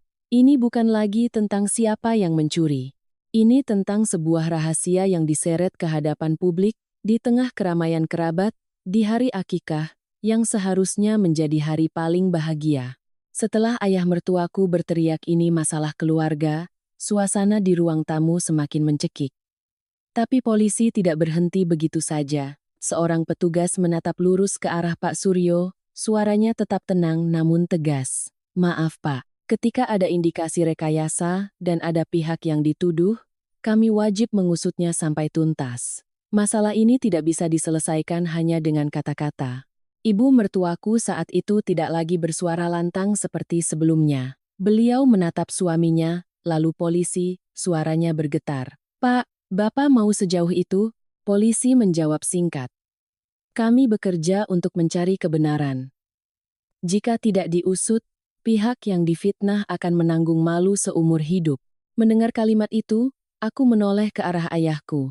Beliau masih duduk diam, tapi matanya memerah karena menahan perasaan. Aku berjanji pada diri sendiri, apapun yang akan terungkap hari ini, aku tidak akan mundur lagi. Polisi meminta untuk memeriksa rekaman CCTV di luar gerbang. Kamera ini jenisnya terpisah, tidak terhubung dengan sumber listrik yang sama dengan sistem di dalam rumah, jadi tidak terpengaruh oleh insiden pencabutan kabel di koridor. Bagus kembali membuka ponselnya, tangannya canggung. Aku melihat dengan jelas dia ketakutan, karena semakin banyak yang diperiksa, semakin besar kemungkinan ayahnya terlibat. Rekaman kamera di luar gerbang muncul, memperlihatkan dengan jelas setiap orang yang keluar masuk. Polisi memutar ke waktu pagi hari, dan kemudian muncul sebuah adegan yang membuat seisi ruangan terdiam. Sekitar pukul 8 lebih, ayah mertuaku membuka gerbang dan berjalan keluar. Beliau berjalan cepat seolah takut ada yang melihat. Hanya sekitar 10 menit kemudian, beliau kembali. Polisi menghentikan gambar dan memperbesarnya. Di tangan beliau ada sebuah kantong kecil berwarna hitam. Ibu mertuaku berkedip-kedip seolah tidak percaya. Beliau tergagap, kantong. Kantong apa itu? Bagus menatap layar dengan tajam, wajahnya menegang. Aku sendiri merasa merinding karena ingatan tentang beliau yang pergi mengambil barang pagi itu tiba-tiba muncul dengan sangat jelas. Polisi bertanya langsung pada Pak Suryo, tadi pagi Bapak keluar jam 8 lebih dengan membawa kantong ini. Apa isinya? Ayah mertuaku menelan ludah, berusaha tetap tenang. Kantong obat. Saya ke apotek beli obat tambahan. Ibu mertuaku langsung menyambar kalimat itu seolah menemukan penyelamat. Tuh, kan. Dia pergi beli obat untuk saya, jangan berasumsi yang tidak-tidak. Tetapi, polisi tidak mengangguk. Seorang petugas menunjuk ke layar dan berkata dengan sangat jelas, jika membeli obat, Bapak akan kembali dengan kantong plastik dari apotek, atau setidaknya ada struknya. Kantong ini lebih mirip kantong untuk barang pribadi. Lalu dia meminta izin untuk memeriksa bagasi mobil. Begitu permintaan untuk memeriksa bagasi mobil diucapkan, aku melihat ayah mertuaku membeku sejenak. Reaksinya sama persis seperti saat mendengar ada sidik jari asing. Hanya sepersekian detik, tapi cukup bagiku untuk mengerti. Beliau takut. Bagus terkejut. Bagasi mobil? Untuk apa diperiksa? Polisi menjawab, ini prosedur biasa. Kami sedang melacak keberadaan aset yang hilang. Ibu mertuaku mulai berteriak panik. Tidak boleh. Mobil itu milik keluarga. Bapak tidak punya hak. Tetapi polisi berkata terus terang. Jika keluarga tidak kooperatif, kami akan membuat berita acara dan meminta semua pihak untuk datang ke kantor polisi. Pilihan ada di tangan keluarga. Ibu mertuaku melihat sekeliling. Para kerabat menatapnya, tatapan mereka kini bukan lagi membela, melainkan penuh rasa ingin tahu dan ketakutan. Bu Hartini menggigit bibir, suaranya melemah. Baiklah, periksa saja kalau begitu. Semua orang berjalan ke garasi. Aku menggendong anakku, berdiri di dekat pintu sambil melihat, jantungku berdebar begitu kencang hingga tanganku terasa dingin. Ayahku berjalan beberapa langkah di belakangku, beliau tidak berkata apa-apa, hanya menatap ke arah halaman seperti seseorang yang sedang menunggu keadilan yang layak diterimanya. Bagus membuka bagasi mobil ayahnya. Begitu pintu bagasi terbuka, semua orang menunduk untuk melihat, tidak ada kalung di sana. Ibu mertuaku baru saja akan bernapas lega ketika seorang polisi membungkuk dan merogoh sudut bagasi, di mana ada sebuah kantong kertas tipis yang terselip. Dia menarik keluar selembar kertas, membacanya sekilas, lalu mengangkatnya. Surat gadai. Aku mendengar dua kata itu dan tubuhku terasa lemas. Ibu mertuaku berteriak, "Apa?" Polisi membacanya dengan jelas. Digadaikan kemarin, senilai 150 juta rupiah, dan di bagian bawah, tanda tangan pegadai, Suryo. Aku merasa kakiku lunglai. Bagus terpaku, mulutnya terbuka tapi tidak bisa berkata apa-apa. Para kerabat di belakang riuh, lalu langsung diam. Karena semua orang menyadari ini adalah momen yang tidak bisa diulang kembali. Ibu mertuaku gemetar. Beliau merebut kertas itu, menatapnya tajam seolah ingin merobeknya hingga lenyap. Lalu beliau berbalik tajam ke arah suaminya, suaranya serak. "Jelaskan, jelaskan kalau ini salah paham. Jelaskan sekarang." Tetapi ayah mertuaku berdiri di sana, wajahnya pucat, keringat membasahi dahinya. Beliau tidak bisa berkata-kata. Keheningannya saat itu adalah pengakuan yang paling jelas. Polisi berkata dengan sangat jelas, tidak dengan nada tinggi, tapi setiap kata seperti paku yang menancap. "Saat ini sudah cukup bukti untuk menduga Bapak sengaja membawa aset untuk digadaikan dan merekayasa kejadian. Kami minta Bapak bekerja sama untuk menjelaskan motifnya. Dan kami minta keluarga untuk berhenti menuduh pihak lain." Aku menangis, tapi air mataku saat itu bukan karena kalung, bukan karena keluarga suamiku hancur, melainkan karena nama ayahku telah bersih. Aku menoleh, memegang tangan ayahku, suaranya tercekat.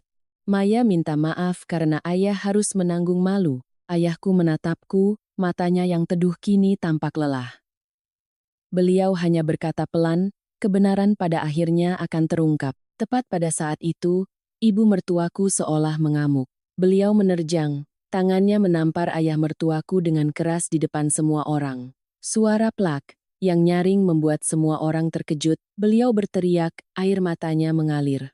"Kamu ambil uang itu untuk perempuan mana? Jawab, kamu tuduh ayah menantuku pencuri. Apa kamu masih manusia?" Ayah mertuaku terhuyung, tangannya memegangi pipinya, matanya menunduk. Bagus berdiri di antara mereka, syok sekaligus malu, seolah seluruh dunianya baru saja runtuh. Sedangkan aku memeluk anakku lebih erat, merasakan satu hal yang sangat jelas. Sejak suara tamparan itu terdengar, keluarga Suryo telah resmi hancur, dan retakan itu meskipun ditambal, tidak akan pernah bisa kembali seperti semula. Begitu tamparan ibu mertuaku mendarat, halaman depan rumah seolah membeku. Para kerabat berdiri melingkar, ada yang memalingkan wajah karena malu, ada yang ternganga tak bisa berkata-kata. Ayah mertuaku, Pak Suryo, berdiri mematung seperti bayangan, matanya tertunduk, tangannya masih memegangi pipi yang baru saja ditampar. Napasnya berat seperti orang yang kehabisan tenaga. Polisi tetap menjaga ketenangan namun tegas. "Sekarang kami minta Pak Suryo menjelaskan motifnya, karena saat ini ada indikasi rekayasa dan fitnah terhadap orang lain." Ibu mertuaku masih gemetar, tapi beliau berteriak lebih dulu. "Katakan, kamu pakai uang itu untuk apa? Kamu tega menuduh ayah menantuku? Apa kamu masih manusia?" Ayah mertuaku menelan ludah. Bibirnya bergetar beberapa kali seolah ingin bicara tapi tak keluar suara. Bagus berdiri di sampingnya, wajahnya memerah karena malu dan marah, suaranya serak. "Ayah, ayah," jawab, "ayah mau aku hidup bagaimana dengan istriku setelah ini?" Aku menatap suamiku dan hatiku terasa sesak. Aku tahu ini adalah momen di mana kepercayaannya terkoyak, dan keluarga ini sedang runtuh di depan mataku. Akhirnya, ayah mertuaku berhasil mengeluarkan satu kalimat, suaranya serak dan pelan. Aku butuh uang," mendesak. Ibu mertuaku tertawa getir. Uang mendesak? Sejak kapan keluarga ini kekurangan uang? Pak Suryo memejamkan matanya seperti orang yang terpojok. Dinda, Dinda ada masalah. Aku mendengar nama itu dan punggungku terasa dingin. Aku maju selangkah, menatapnya lurus. Masalah apa sampai ayah harus menjual harga diri seluruh keluarga? Masalah apa sampai ayah merekayasa drama untuk menuduh ayah saya? Pertanyaanku seperti tikaman pisau. Bibir ayah mertuaku bergetar, lalu beliau berkata dengan suara tertahan seperti orang yang didorong ke titik terendah. Dinda hamil. Seluruh halaman seolah disambar petir. Ibu mertuaku ternganga lalu menangis tertahan. Bagus meledak. Dia berteriak, suaranya pecah karena syok. Ayah sudah gila. Perempuan itu seumuran istriku, ayah masih punya malu. Aku melihat bahunya bergetar. Belum pernah aku melihat Bagus kehilangan kendali seperti ini. Ibu mertuaku meraung-raung, memukul dan mencakar dada suaminya. Kamu mengkhianatiku. Kamu mengkhianatiku lalu menuduh ayah menantuku. Kamu jahat sekali. Jahat, ayah mertuaku tidak melawan, hanya berdiri pasrah menerima pukulan seperti orang yang tahu dia tidak punya jalan keluar. Polisi meminta semua orang tenang, lalu bertanya lebih lanjut untuk memperjelas sejak kapan hubungan itu dimulai. Ayah mertuaku menunduk, suaranya pelan seolah berbicara pada tanah. Lebih dari setahun, ibu mertuaku berteriak. Lebih dari setahun, dan aku hidup bersamamu selama itu tanpa tahu apa-apa? Beliau menoleh ke arahku. Matanya merah menyala, berkata seperti mendesis, dia seumuran kamu Maya. Suamiku. Ya Tuhan. Lalu beliau ambruk, kedua tangannya memegangi dada seolah tak bisa bernapas. Aku terpaku. Aku tidak merasa puas sedikit pun saat itu. Aku hanya merasa ngeri. Seorang pria berusia hampir 60 tahun hidup dalam citra terhormat dan teladan, ternyata bisa berselingkuh dengan seorang gadis muda seumuran menantunya. Memikirkannya saja sudah membuatku jijik. Polisi bertanya lagi, uang 150 juta itu ditransfer untuk apa? Ayah mertuaku menjawab cepat seolah ingin mengakhiri semuanya, untuk menyelesaikan masalah kehamilannya. Bagus memukul kap mobil dengan keras, suaranya menggeram. Menyelesaikan bagaimana? Ayah mau melakukan apa padanya? Ayah mertuaku panik. Bukan begitu. Dia bilang butuh uang untuk biaya rumah sakit, untuk obat-obatan. Aku menatapnya, suaraku dingin. Dan ayah tidak berani bilang pada ibu, jadi ayah memilih untuk menggadaikan kalung ibu lalu menuduh ayah saya. Begitu, Pak Suryo diam. Keheningannya adalah jawaban yang paling jelas. Polisi memintanya untuk menceritakan seluruh kejadian. Pak Suryo seperti orang yang kehilangan jiwa.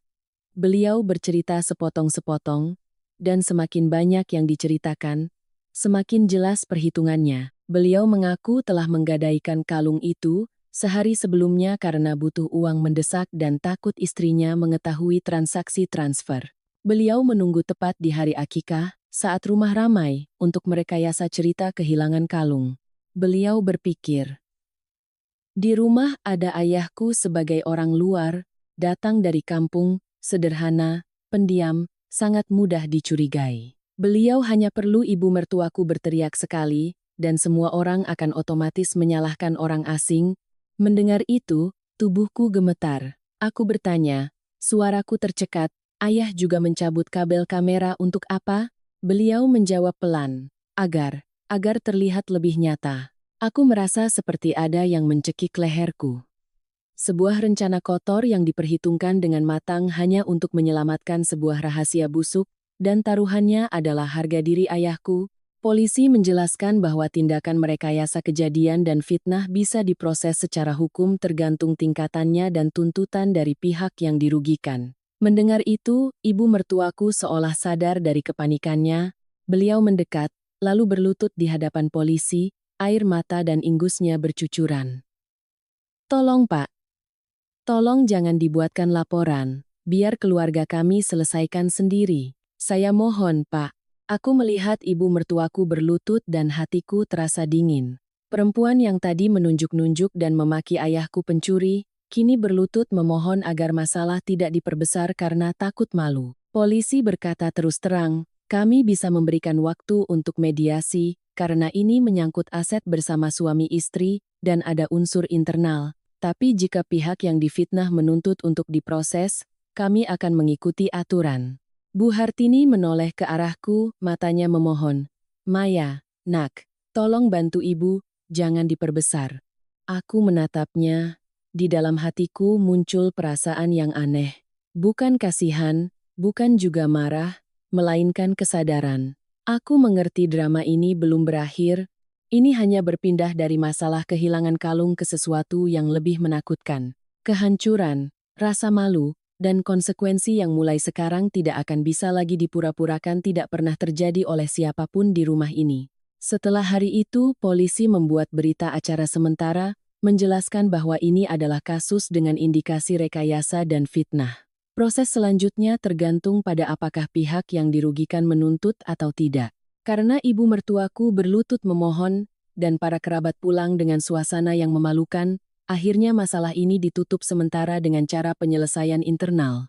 Tapi yang disebut ditutup itu hanyalah di permukaan. Di dalam rumah ini, segalanya telah retak hingga tidak ada yang bisa lagi menatap satu sama lain seperti dulu. Beberapa hari kemudian, rumah suamiku seperti rumah duka. Ibu mertuaku tidak lagi repot-repot memarahiku atau mengomentari soal popok dan susu. Beliau duduk termenung, wajahnya kuyu.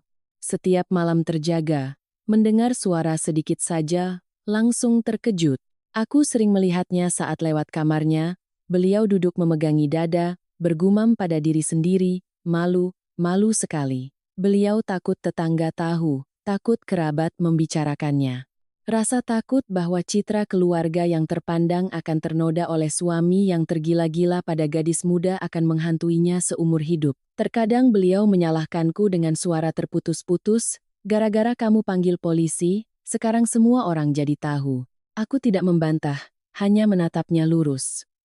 Coba ibu tanya lagi, siapa yang mempermalukan siapa lebih dulu? Sedangkan ayah mertuaku, Pak Suryo, setelah tamparan itu dan setelah segalanya terungkap, beliau seolah menjadi orang lain. Beliau menjadi lebih pendiam dari sebelumnya.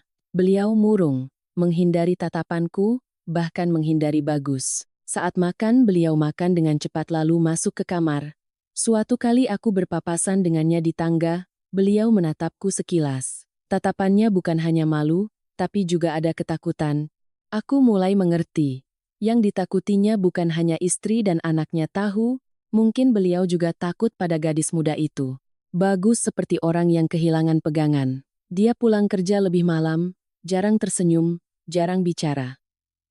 Dia tidak lagi bersikap sudahlah, biarkan saja demi ketenangan seperti dulu.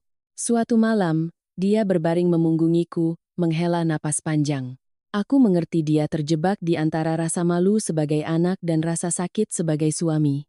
Tapi di dalam hatiku, yang terpenting adalah nama ayahku telah bersih. Aku menelepon ayah keesokan harinya, meminta maaf sekali lagi. Ayahku hanya berkata, kamu urus saja anakmu baik-baik, ayah tidak apa-apa. Semakin ku dengar, semakin sesak dadaku. Aku mengira segalanya akan mereda, karena setidaknya kebenaran sudah jelas, semua orang tahu ayahku tidak mencuri. Pak Suryo telah terbongkar kedoknya, ibu mertuaku telah merasakan akibat dari tuduhan tak berdasar, aku mengira badai terbesar telah berlalu. Yang tersisa hanyalah proses pemulihan. Siapa yang harus menelan rasa malu dan melanjutkan hidup. Tetapi hidup tidak pernah semudah itu. Tepat 3 hari kemudian, sore hari saat aku sedang menidurkan anakku, aku mendengar suara kurir memanggil di depan gerbang. Bagus keluar untuk menerima, lalu masuk membawa sebuah amplop coklat tanpa nama pengirim. Dia melihat sekeliling dengan kening berkerut. Siapa yang kirim ini? Aku juga merasa aneh, karena keluarga suamiku jarang menerima surat seperti itu. Bagus merobek amplop itu di ruang tamu. Hanya sedetik kemudian, wajahnya memucat. Aku mendekat. Di dalam amplop itu ada setumpuk foto berwarna. Foto ayah mertuaku dan seorang gadis muda berpakaian mewah berdiri sangat dekat di lobi sebuah hotel. Ada juga foto saat mereka masuk ke dalam lift, tangan gadis itu menggenggam erat tangan Pak Suryo. Sudut fotonya begitu jelas hingga tidak bisa disangkal. Aku hanya melihat sekilas dan tahu orang di foto itu adalah Dinda. Dari dalam amplop itu juga jatuh selembar kertas kecil dengan tulisan tangan yang rapi dan dingin. Jika tidak ingin semuanya tersebar, siapkan 300 juta lagi. Aku mendengarnya dan merinding. Bagus meremas kertas itu hingga kusut. Dia berkata seperti menggeram, dia mengancam kita. Aku belum sempat menjawab, ibu mertuaku keluar dari kamar seolah punya firasat buruk. Beliau melihat foto-foto itu, lalu berteriak dan ambruk di kursi. Ya Tuhan, masih ada lagi? Beliau gemetar, memegangi kepalanya, mulutnya tergagap. Dia mau membunuhku atau bagaimana? Ayah mertuaku yang mendengar keributan baru turun. Begitu melihat foto-foto itu, beliau terpaku seperti patung, wajahnya pucat pasi, bibirnya terkatup rapat. Ibu mertuaku menerjang dan memukul dada suaminya, menangis sambil memaki. Belum cukup kamu hancurkan rumah ini? Sekarang dia minta 300 juta lagi, kamu mau jual rumah ini untuknya? Pak Suryo tidak membantah, hanya berkata pelan, sini. Lalu beliau mengambil kertas itu, matanya membaca tulisan itu, dan aku melihat dengan jelas satu hal, beliau takut. Bukan takut dimarahi istri, bukan takut dihina anak, melainkan takut pada orang di luar sana yang sedang memegang kelemahannya. Beliau menelan ludah, suaranya serak, dia sudah gila. Aku menoleh ke arah Bagus dan mengucapkan satu kalimat, setengah bertanya, setengah menyadarkan. Apa kamu pikir gadis 28 tahun benar-benar tulus mencintai pria hampir 60 tahun? Bagus menatapku, matanya menggelap. Dia tidak langsung menjawab, tapi keheningannya cukup untuk memberitahuku bahwa dia juga menyadari apa yang kupikirkan. Ibu mertuaku mulai panik sungguhan, beliau buru-buru menarik tirai, mengunci pintu utama, seolah takut tetangga melihat. Beliau berbisik seperti orang kehilangan akal. Kalau dia sebarkan foto-foto ini, aku hidup bagaimana? Nanti di arisan, orang lihat aku bagaimana? Beliau menatapku, matanya penuh ketakutan dan amarah.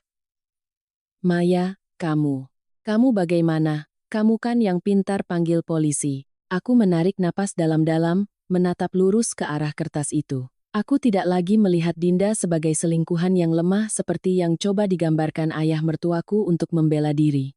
Aku sadar dia tahu kalung itu sudah ketahuan, tahu keluarga ini sedang panik, dan dia memilih saat yang tepat untuk menambah satu tusukan lagi. Kehamilan itu mungkin hanya alasan, tujuan sebenarnya adalah uang, pemerasan, dan memegang kendali. Aku menoleh ke arah ayah mertuaku. Di matanya tidak ada lagi ketenangan palsu. Yang tersisa hanyalah ketakutan dan rasa malu seorang pria yang kelemahannya dipegang. Dan pada saat itu, aku memahami satu hal yang mengerikan. Mungkin yang sedang dipermainkan bukan hanya keluargaku, tapi juga beliau sendiri. Aku melihat putraku yang tertidur di ayunan, napasnya teratur, wajahnya polos tidak tahu apa-apa. Hatiku tiba-tiba terasa dingin sampai ke tulang. Aku tahu mulai sekarang, aku tidak hanya harus melindungi harga diri ayahku dari injakan, aku juga harus berhadapan dengan seorang perempuan muda yang ambisius dan penuh perhitungan, yang sedang memegang kelemahan seluruh keluarga Suryo dengan hal yang paling mereka takuti. Nama baik. Aku pernah berpikir badai terbesar telah berlalu, tapi aku tidak menyangka Dinda baru saja memulai permainannya. Kertas bertuliskan, siapkan 300 juta lagi, tergeletak di atas meja seperti luka baru di rumah yang sudah hancur ini. Ibu mertuaku memegangi dada, napasnya tersengal. Bagus mondar-mandir seperti orang kehilangan arah. Ayah mertuaku duduk lesu di tepi kursi, kedua tangannya saling bertaut, urat-uratnya menonjol seolah akan pecah. Aku menggendong anakku di dekat jendela, menatap keluar dengan hati yang dingin. Aku tahu amplop itu bukan akhir, melainkan awal. Dan benar saja, kurang dari setengah jam kemudian, bel pintu berbunyi bertubi-tubi. Bukan bunyi sopan, melainkan ditekan terus-menerus seolah ingin mendobrak masuk. Ibu mertuaku terlonjak, panik menarik tangan Bagus. Jangan buka. Nanti kalau dia yang datang bagaimana? Bagus mengerutkan kening. Kalau tidak dibuka, orang akan semakin membuat keributan. Aku meletakkan anakku di ayunan, berjalan lurus ke pintu. Aku baru saja membuka grendel, belum sempat melihat siapa, sudah terdengar suara perempuan yang merdu namun dingin. Selamat siang, Om, Tante, saya Dinda. Aku membeku sejenak. Dinda tidak datang diam-diam seperti orang ketakutan. Dia berdiri tegak di depan pintu, berpakaian mewah, lipstik merah, rambut ditata rapi, tangannya menenteng tas yang dari penampilannya saja sudah mahal.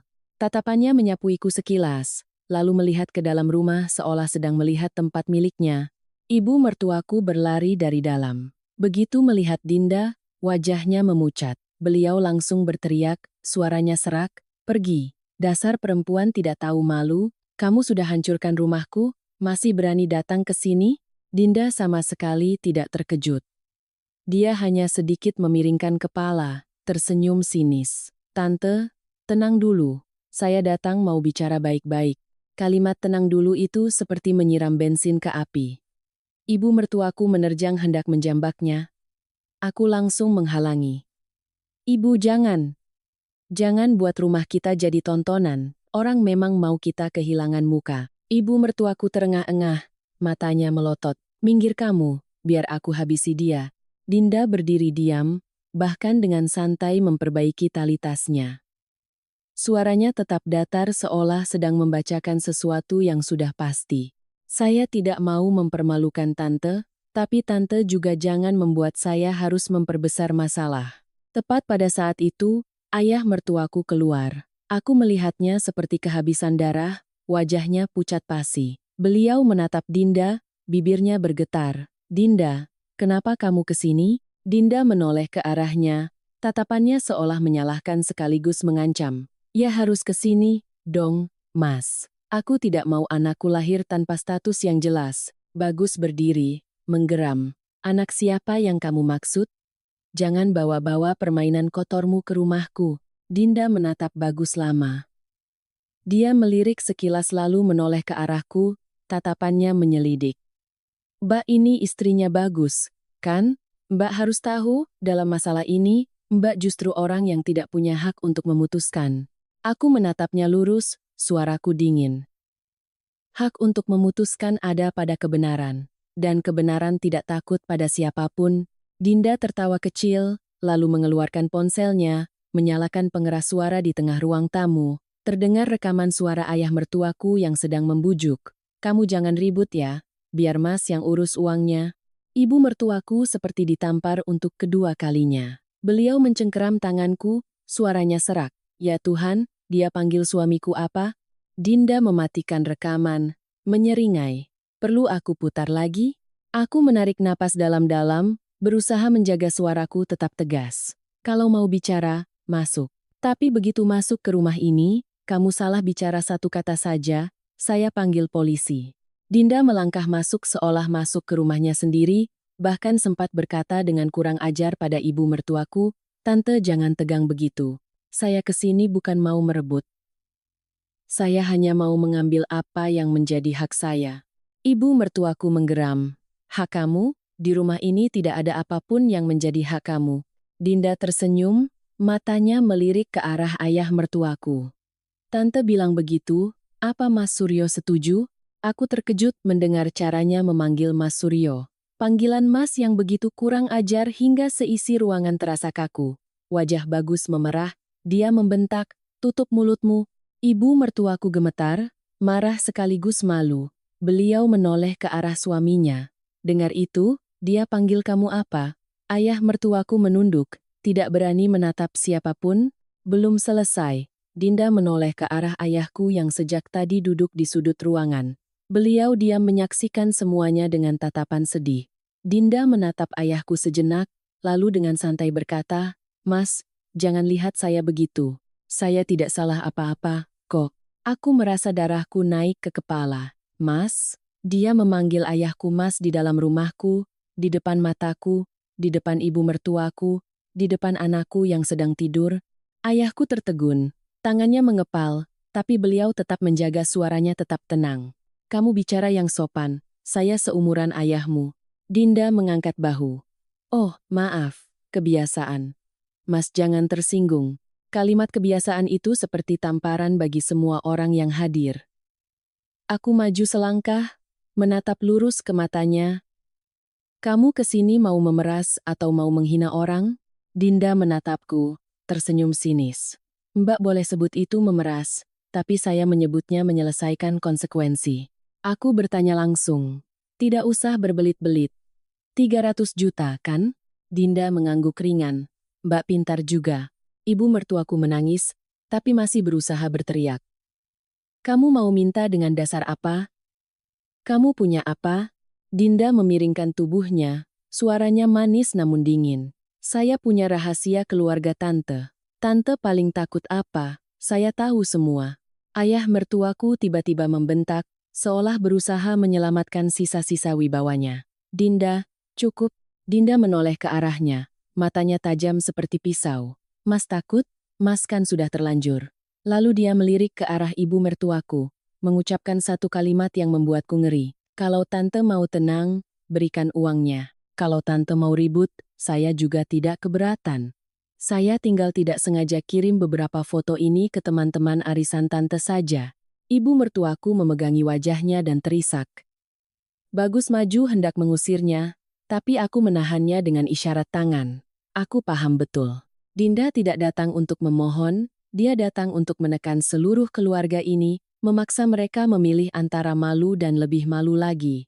Aku menatap ayah mertuaku, lalu ayahku. Ayahku masih duduk diam, tapi aku melihat di matanya ada rasa sakit yang lain. Sakit karena putrinya menikah dan harus menyaksikan pemandangan kotor seperti ini. Aku menoleh ke arah Dinda dan berkata pelan, "Kamu pikir kamu sudah pegang kartu as? Kamu lupa satu hal. Kamu masuk ke sini, berarti kamu menyerahkan dirimu sendiri." Dinda tertawa sinis. Mbak coba saja lakukan sesuatu pada saya. Aku menatap ayah mertuaku, suaraku dingin hingga aku sendiri terkejut. Ayah sudah menjual harga diri sekali untuk menyelamatkan selingkuhan. Sekarang selingkuhan itu kembali untuk menjual seluruh keluarga kita. Ayah mertuaku terpaku. Ibu mertuaku mengangkat kepala, matanya penuh kebencian dan keputusasaan. Dinda masih berdiri di sana, tenang seperti seseorang yang baru saja meletakkan pisau di atas meja dan menunggu orang lain memotong dirinya sendiri. Pada saat itu, aku paham betul. Mulai sekarang, pertempuran ini bukan lagi soal kalung. Ini tentang siapa yang cukup waras untuk tidak ditarik ke dalam lumpur oleh seorang pemeras tak tahu malu, dan aku tahu, aku tidak bisa membiarkan ayahku diseret lagi, bahkan hanya dengan panggilan Mas yang begitu hina. Dinda berdiri di tengah ruang tamu, gayanya santai seolah dialah yang berkuasa di sini. Sementara keluargaku hanyalah orang-orang yang terpojok. Ibu mertuaku masih gemetar, matanya merah karena malu dan marah. Bagus menggeram, kedua tangannya mengepal, tapi aku melihat dengan jelas dia lebih takut pada skandal daripada pada Dinda. Ayah mertuaku, Pak Suryo, berdiri diam seperti patung. Keheningannya justru membuat sikap kurang ajar Dinda semakin menjadi-jadi. Dinda melirik kertas bertuliskan 300 juta, lalu dengan santai berkata, suaranya manis namun tajam, "Saya tidak punya waktu untuk berdebat di sini." Saya katakan terus terang, 3 hari, tante berikan uangnya, saya menghilang, tante tidak berikan. Saya juga tidak akan melakukan hal-hal yang mengerikan. Saya hanya akan tidak sengaja mengirimkan beberapa foto ini ke teman-teman arisan tante. Saat mengucapkan kata tante, dia menekannya dengan ringan, seolah sengaja menusuk tepat di titik sakit ibu mertuaku. Ibu mertuaku berdiri, suaranya tercekat tapi masih berusaha berteriak. "Kamu pikir kamu siapa berani mengancam saya? Saya bisa laporkan kamu." Dinda tersenyum sinis. "Tante laporkan saya, tante juga harus menceritakan semuanya dari awal di kantor polisi. Ceritakan kenapa Mas Suryo transfer uang ke saya, kenapa kalung tante hilang lalu tante menuduh ayah menantu tante. Tante sanggup?" Ibu mertuaku ternganga, tak bisa berkata-kata. Aku melihat tubuhnya menegang. Beliau takut pada hal itu, harus menceritakan kebenarannya di depan orang luar. Bagus maju selangkah, berusaha bersuara tegas. "Jangan ganggu keluarga saya lagi. Kamu mau uang, saya tidak akan kasih. Kamu mau ribut, saya juga tidak takut." Dinda menoleh ke arah Bagus, matanya dingin. "Kamu tidak takut, Bagus. Tapi apa kamu yakin ibumu tidak takut?" Lalu dia menoleh ke arah ibu mertuaku, berkata seperti menuangkan madu beracun. Tante, kalau tante sayang sama Bagus, tante sebaiknya diam. Jangan sampai dia harus menanggung malu di kantor setiap hari sebagai anak dari seorang bapak tua yang selingkuh dengan gadis seumuran istrinya. Mendengar itu, darahku mendidih. Aku berjalan lurus ke arahnya, menatap matanya. Kamu sedang memeras. Kamu sadar kan? Dinda mengangkat bahu. Mbak mau sebut apa? Terserah. Saya cuma menagih biaya tutup mulut.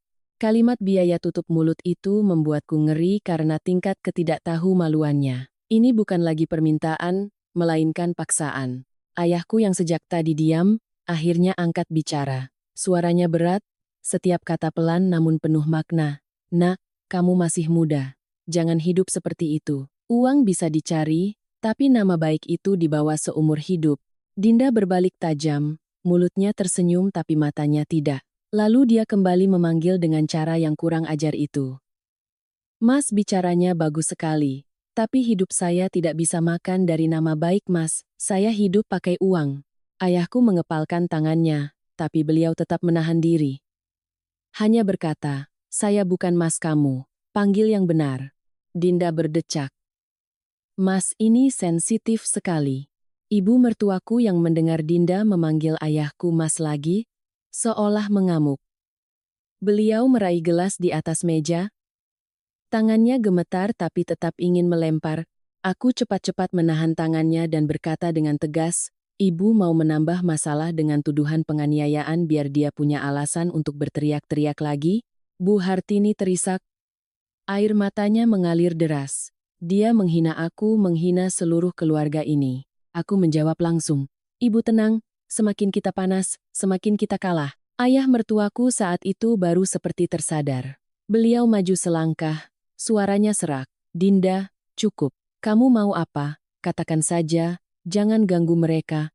Dinda menoleh ke arahnya, tersenyum sinis. Mas masih punya hak untuk bilang cukup, Mas sudah janji, sudah transfer uang. Sekarang Mas bilang cukup, Pak Suryo menelan ludah. Aku tidak punya. Dinda memiringkan kepala. Tidak punya, ya jual mobil, jual tanah. Katanya toko bahan bangunan Mas besar sekali. Kalimat itu seperti jarum yang menusuk tepat di kelemahan mereka. Aku menatap ibu mertuaku, melihat wajahnya benar-benar pucat. Toko bahan bangunan adalah citra, sumber penghidupan, hal yang dibanggakannya seumur hidup. Dinda berjalan mendekati meja syukuran, melirik tumpeng, lalu melontarkan kalimat yang sengaja menginjak-injak hari bahagia anakku. Akikah cucu laki-laki pertama kok tante ribut-ribut begini? Kirain keluarga ini terpandang sekali. Ibu mertuaku terengah-engah, Bagus menggeram. Aku sendiri merasakan tanganku dingin. Dia mengancam sekaligus menyindir. Tujuannya adalah membuat seluruh keluarga kehilangan kendali. Aku menatap lurus ke arah Dinda dan berkata dengan jelas, kamu mau uang, saya tidak bisa memutuskan. Yang berbuat, dia yang tanggung jawab. Tapi ingat baik-baik, kamu sedang menyerahkan dirimu sendiri. Kamu pikir setelah memeras bisa menghilang begitu saja? Dinda tertawa sinis. Mbak mengancam saya, coba saja. Tapi Mbak juga harus ingat, yang paling takut bukan saya, tapi dia. Dia melirik ke arah ibu mertuaku lalu menambahkan satu kalimat, ringan seperti angin tapi beracun seperti pisau. Bu Hartini hidup seumur hidup demi gengsi. Saya tinggal tiup sedikit, gengsi itu hilang semua. Aku menoleh ke arah ayah mertuaku, suaraku dingin. Ayah dengar itu? Ayah sudah membiarkan orang lain memegang leher seluruh keluarga ini. Pak Suryo menunduk, tidak menjawab. Keheningannya membuatku ingin marah.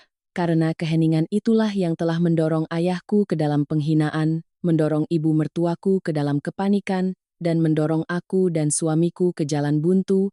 Dinda menyampirkan tasnya ke bahu, seolah sudah bosan berdiri di sana. Dia mengeluarkan ponsel, menekan beberapa kali, lalu berkata dengan santai, saya beri tante waktu sampai besok lusa, jangan pikir panggil polisi bisa menyelesaikan masalah. Polisi bisa menyelesaikan urusan hukum, tapi tidak bisa menyelesaikan mulut tetangga. Selesai berkata, dia menoleh ke arah ayahku dan kembali melontarkan kalimat seenaknya. Mas, tolong nasihati tante ya. Saya tidak mau tante syok lalu jatuh sakit. Aku melihat ayahku mencengkeram sandaran kursi, tapi beliau tetap hanya mengucapkan satu kalimat singkat. Silakan keluar dari rumah ini. Dinda mengangkat bahu, berbalik ke pintu. Sebelum melangkah keluar, dia menoleh ke arahku, tersenyum sinis. Mbak Maya, Mbak memang waras, tapi kewarasan tidak akan menang melawan orang yang memegang kartu as. Lalu dia menatap ayah mertuaku, berkata seolah menutup pembicaraan. Mas ingat kata-kata saya, jangan sampai saya harus mengingatkan lagi. Pintu tertutup, di dalam rumah sunyi senyap. Ibu mertuaku ambruk di kursi, kedua tangannya menutupi wajah, Bagus berdiri seperti orang kehilangan jiwa. Ayah mertuaku bersandar di dinding, napasnya berat, aku sendiri menatap kertas 300 juta dan tumpukan foto di atas meja, tiba-tiba merasa ingin tertawa getir. Sebuah kalung telah menyeret keluar sebuah rahasia, dan rahasia itu kini menjadi tali gantungan yang menggantung di atas kepala seluruh keluarga. Aku menunduk melihat putraku yang tidur nyenyak di ayunan, lalu mengangkat kepala menatap setiap orang di ruangan. Aku mengerti, sejak Dinda berani masuk ke sini dan berani memanggil ayahku Mas dan ibu mertuaku Tante dengan begitu kurang ajar, dia tidak hanya menginginkan uang. Dia menginginkan kekuasaan, menginginkan seluruh keluarga ini tunduk. Dan aku tahu satu hal yang pasti, permainan ini belum berakhir di angka 300 juta. Ini baru saja dimulai. Dan jika aku tidak lebih waras dari semua orang, ayahku akan diseret ke dalam lumpur ini lagi. Setelah Dinda dengan angkuhnya masuk ke rumah, melemparkan ancaman seperti batu ke air, aku paham betul jika terus membiarkan segalanya berjalan mengikuti rasa takut malu ibu mertuaku, lingkaran pemerasan ini tidak akan pernah berhenti. Mereka sudah mencium kelemahan. Dan ketika orang sudah mencium kelemahan, mereka akan menggigit sampai tuntas. Malam itu aku tidak bisa tidur. Bagus berbaring di sampingku, memunggungiku, sesekali menghela napas. Ibu mertuaku di kamarnya terus gelisah, sesekali batuk seperti menahan sesak, ayah mertuaku murung, mengunci diri di kamar. Seluruh rumah sunyi, hanya ada suara kipas angin dan napas teratur anakku. Tapi di dalam keheningan itu, aku mendengar dengan jelas kepanikan yang menggerogoti setiap orang. Aku memutuskan untuk melakukan sesuatu yang kutahu ibu mertuaku tidak akan suka, tapi jika tidak kulakukan, aku akan terus dipermainkan oleh Dinda. Aku diam-diam menelepon Mas Budi, teknisi yang memasang sistem CCTV di rumah ini tahun lalu. Dia sudah biasa bekerja untuk keluarga suamiku, jadi dia lebih paham sistemnya daripada siapapun. Aku hanya berkata singkat, Mas, bisa tolong datang besok? Ada yang penting. Mas Budi mendengar nada suaraku yang serius, tidak banyak bertanya, dan berjanji akan datang pagi-pagi. Keesokan paginya, Mas Budi datang. Begitu masuk, ibu mertuaku sudah mengerutkan kening. Panggil teknisi buat apa? Rumah ini belum cukup malu, aku menjawab langsung. Kalau ibu mau tenang, kita harus tahu siapa yang sedang mencekik kita. Beliau hendak membantah, tapi melihatku meletakkan ponsel di atas meja seolah siap menelepon polisi lagi, beliau pun diam. Bagus berdiri di samping. Wajahnya lelah, hanya berkata pelan, "Sudahlah Ma, biarkan Maya." Mas Budi membuka laptopnya, menyambungkan kabel ke pusat kontrol CCTV. Sambil memeriksa, dia berkata, "Kalau cuma kabelnya dicabut, sistem akan mencatat ada kehilangan daya. Tapi kalau ada yang mengakses dari jarak jauh, pasti ada jejaknya." Aku mendengar kata jejak dan jantungku berdebar kencang. Aku tahu, jika ada jejak akses jarak jauh, segalanya akan terungkap lebih dalam. Ini bukan kejadian spontan, melainkan sudah direncanakan. Mas Budi menatap layar dengan serius beberapa saat, lalu mengangkat kepala, suaranya pelan tapi jelas. Mbak Maya, kamera di koridor hari itu bukan cuma dicabut kabelnya.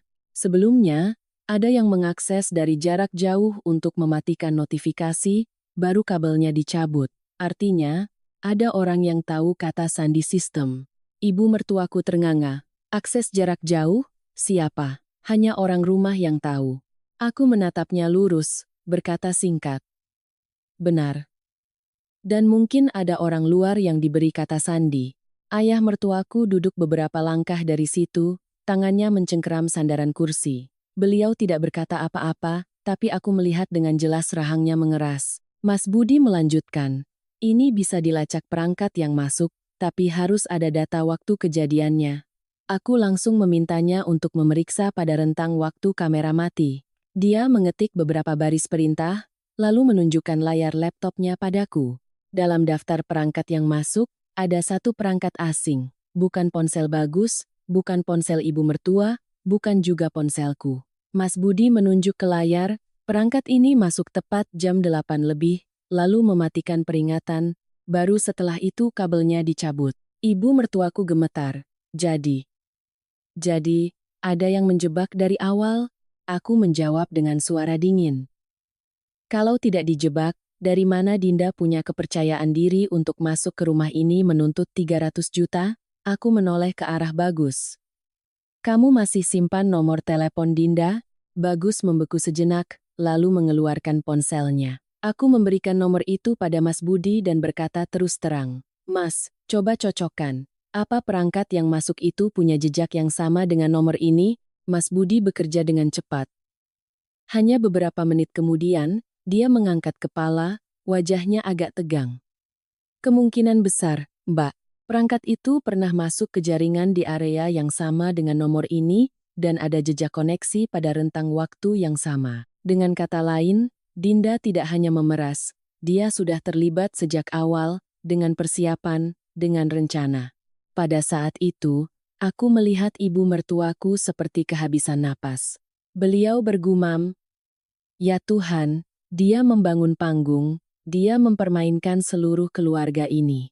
Aku menatap lurus ke arah ayah mertuaku, berkata tanpa ampun. Ayah dengar itu? Orang itu menganggap ayah seperti dompet. Apa ayah masih mau melindunginya? Bibir ayah mertuaku bergetar, tapi tidak ada kata yang keluar. Aku mengerti kenapa. Karena beliau tidak hanya takut terbongkar, beliau juga takut diseret lebih jauh oleh Dinda. Tepat saat suasana semakin pekat, bel pintu berbunyi. Seorang pria paruh baya masuk, wajahnya tampak lelah, tangannya memegang beberapa lembar kertas. Aku langsung mengenalinya, itu adalah pemilik pegadaian. Sebelumnya, aku sudah meminta petunjuk dari polisi untuk menghubunginya karena di surat gadai ada stempel tokonya, dan aku butuh satu kepingan puzzle lagi untuk mengunci cerita ini agar mereka tidak bisa mengelak. Pria itu melihat sekeliling, lalu berkata terus terang, suaranya ragu-ragu karena takut terlibat. Saya hanya mengatakan yang sebenarnya, kemarin Pak Suryo datang menggadaikan barang. Besoknya, ada gadis ini yang datang. Beliau menunjuk ke arah pintu seolah takut pada Dinda. Dia bilang dia yang mengurus surat-suratnya di belakang. Dia juga bilang kalau ada masalah, adik Pak Suryo yang akan menghubungi untuk negosiasi. Ibu mertuaku berbalik tajam ke arah suaminya, matanya merah menyala. Dengar itu, dia yang mengarahkanmu. Dia merekayasa semuanya. Ayah mertuaku menunduk, seluruh tubuhnya seolah ambruk. Bagus meledak. Jadi dia sudah mengawasi rumah kita dari awal?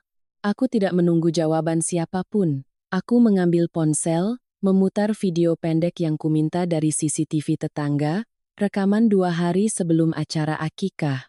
Dalam video itu, Dinda berdiri di luar gerbang rumahku, memakai topi, melihat ke dalam, menekan ponsel, lalu pergi. Aku meletakkan ponsel di atas meja, mendorongnya ke arah mereka. Dia sudah berdiri di depan gerbang rumah ini sebelum hari akikah. Ini bukan kebetulan. Bagus berteriak, suaranya pecah. Dia mengawasi keluargaku dari awal. Ibu mertuaku memegangi dada, terengah-engah seperti akan pingsan. Ya Tuhan, rasa malu ini, bagaimana aku bisa hidup? Ayah mertuaku ambruk di kursi, kedua tangannya memegangi kepala.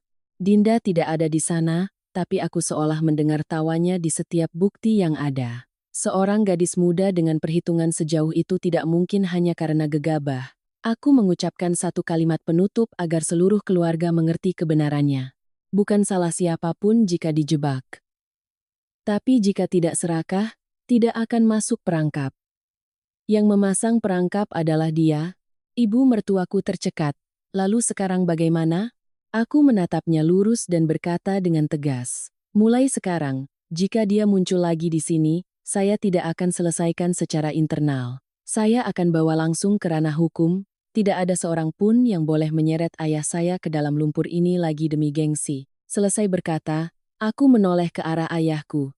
Aku melihat beliau menatapku sangat lama. Tatapannya bukan tatapan bahagia, melainkan tatapan seorang ayah yang baru saja melihat putrinya akhirnya berani berdiri tegak. Aku sendiri tahu, sejak saat ini, permainan telah berbalik. Dinda tidak lagi berada di atas angin. Dan jika dia ingin bermain lagi, aku akan membuatnya mengerti apa harga dari sebuah ketidaktahuan malu. Setelah pagi itu, setelah Mas Budi memeriksa sistem CCTV dan pemilik pegadaian mengonfirmasi keterlibatan Dinda sejak awal, suasana di rumah suamiku seperti tercekik.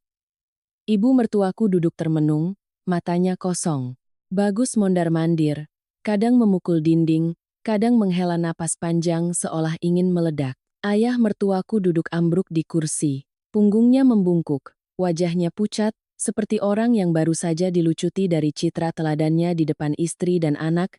Aku mengira dengan semua bukti itu, Dinda akan diam dan mundur. Tapi orang seperti dia, ketika terpojok, biasanya tidak lari lewat pintu depan, mereka akan mendobrak pintu belakang, memukul tepat di titik paling sakit agar keluarga itu hancur dari dalam, lalu mereka kabur.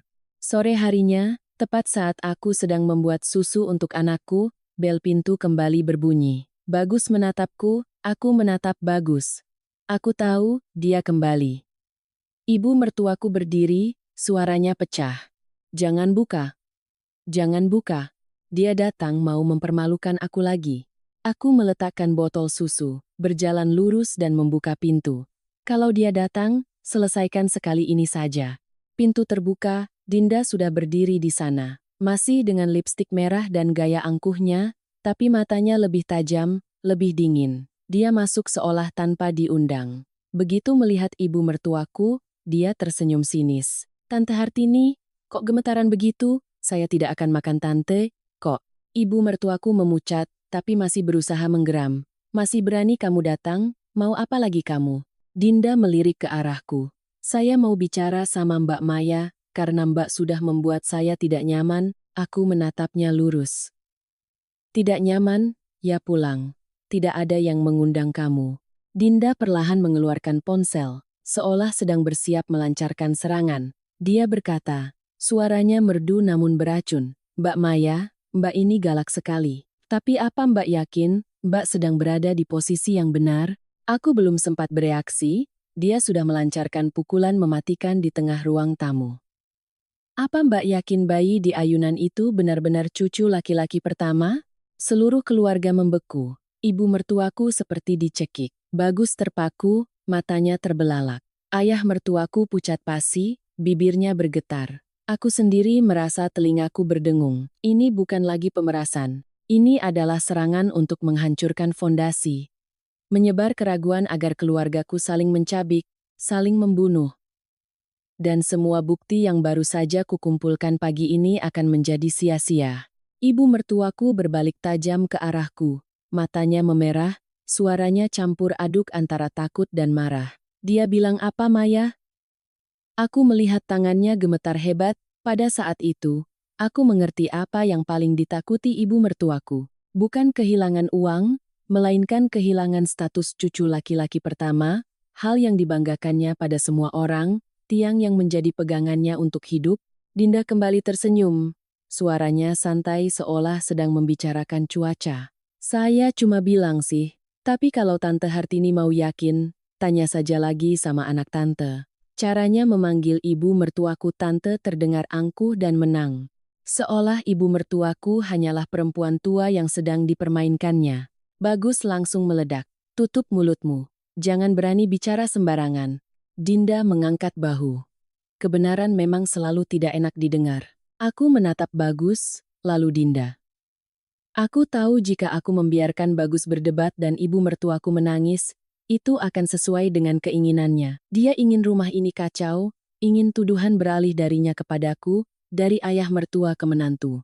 Aku menarik napas dalam-dalam, maju selangkah, suaraku dingin dan tegas. Kamu bisa mengarang, saya juga bisa menyajikan kebenaran. Dinda terdiam sejenak. Ibu mertuaku menatapku seolah menemukan penyelamat. Bagus juga menoleh ke arahku, matanya bingung. Aku tidak menjelaskan panjang lebar. Aku mengeluarkan ponsel, memutar rekaman suara yang sudah kusimpan sebelumnya. Rekaman saat Dinda berdiri di depan pintu beberapa hari lalu. Suaranya terdengar sangat jelas, tidak bisa disangkal. Aku kan tidak benar-benar hamil. Aku cuma butuh uang. Kalau Mas mau tanggung jawab, ya tanggung jawab sampai tuntas. Suara itu menggema di ruang tamu seperti palu yang menghantam kepala semua orang. Aku melihat ibu mertuaku ternganga lalu berteriak, "Kamu menipu anakku, menipu suamiku, menipu seluruh keluarga ini."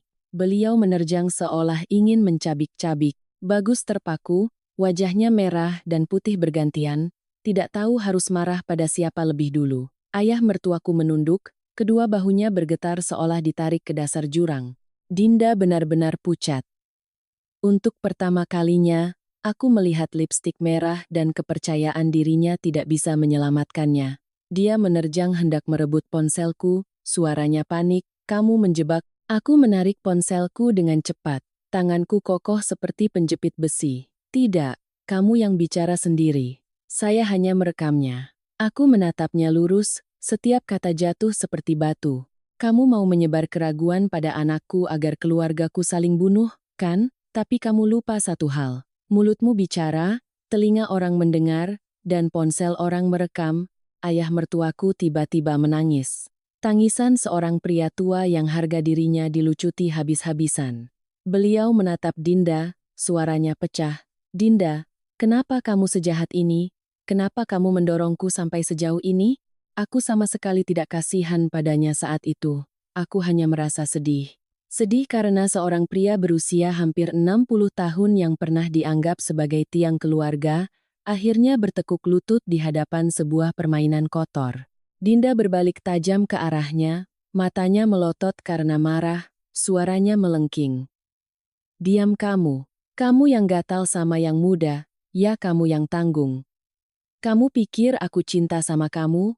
Kalimat itu seperti tamparan telak bagi ayah mertuaku, menampar juga ilusi terakhirnya. Ibu mertuaku yang mendengar itu seolah mengamuk, beliau berteriak, air matanya bercucuran. "Dengar itu, dia anggap kamu apa? Dan kamu demi dia menuduh ayah menantuku."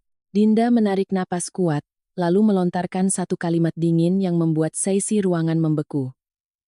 "Saya butuh uangnya, bukan orangnya. Kamu itu cuma dompet berjalan." Tidak ada yang bisa berkata apa-apa setelah itu. Bagus berdiri seperti patung. Ibu mertuaku memegangi dada, ambruk di kursi. Ayah mertuaku menunduk dalam-dalam seolah baru saja mati di dalam citra teladannya sendiri.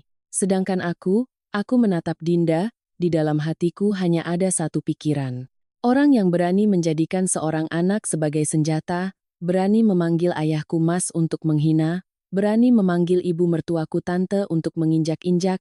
Jika hari ini tidak dihentikan, besok dia akan menginjak lebih keras lagi. Dan aku tahu, sejak dia membuka topengnya sendiri dengan kalimat dompet berjalan itu, permainannya telah mendekati akhir. Bukan berakhir karena dia menyerah, melainkan berakhir karena aku telah memegang apa yang paling ditakutinya, bukti dan ketenangan. Setelah kalimat dingin dari Dinda, rumah itu tenggelam dalam keheningan yang berat. Tidak ada lagi yang punya kekuatan untuk berteriak. Ibu mertuaku duduk termenung, kedua tangannya terkulai lemas, Bagus berdiri diam, matanya memerah. Ayah mertuaku menunduk seolah baru saja kehilangan segalanya. Aku melihat sekeliling, dan aku mengerti, jika hari ini aku melunak karena kata keluarga, besok akan ada amplop lain, telepon lain, penghinaan lain, dan mungkin lain kali, yang diseret bukan hanya ayahku. Aku mengambil ponsel dan menelepon polisi lagi. Kali ini, aku tidak gemetar. Ketika polisi kembali, aku menjelaskan dengan jelas tentang tindakan pemerasan, akses ilegal ke sistem CCTV, fitnah, dan rekayasa kejadian. Aku tidak berbicara dengan nada marah, aku hanya berbicara seperti orang yang menceritakan sebuah kebenaran yang perlu dicatat. Ibu mertuaku menarik tanganku, suaranya serak. "Maya, jangan diperbesar." "Malu?" "Nak." Aku menatapnya lama. Aku tidak lagi melihat perempuan galak yang pernah menunjuk-nunjuk wajah ayahku. Aku hanya melihat seorang perempuan tua yang ketakutan karena gengsi yang dijaganya seumur hidup terancam. Aku berkata pelan, "Ibu malu karena orang lain tahu, atau ibu malu karena kebenarannya?" Beliau tidak bisa menjawab. Aku menambahkan satu kalimat lagi, pelan namun jelas. "Saya bisa memaafkan keluarga ini sekali, karena tidak sengaja menghina ayah saya, tapi saya tidak bisa memaafkan orang yang memeras dan memasang jebakan. Jika hari ini saya diam, besok akan lebih parah." Dinda dijemput untuk dimintai keterangan di kantor polisi. Sebelum melangkah keluar pintu, dia sempat menoleh ke arahku.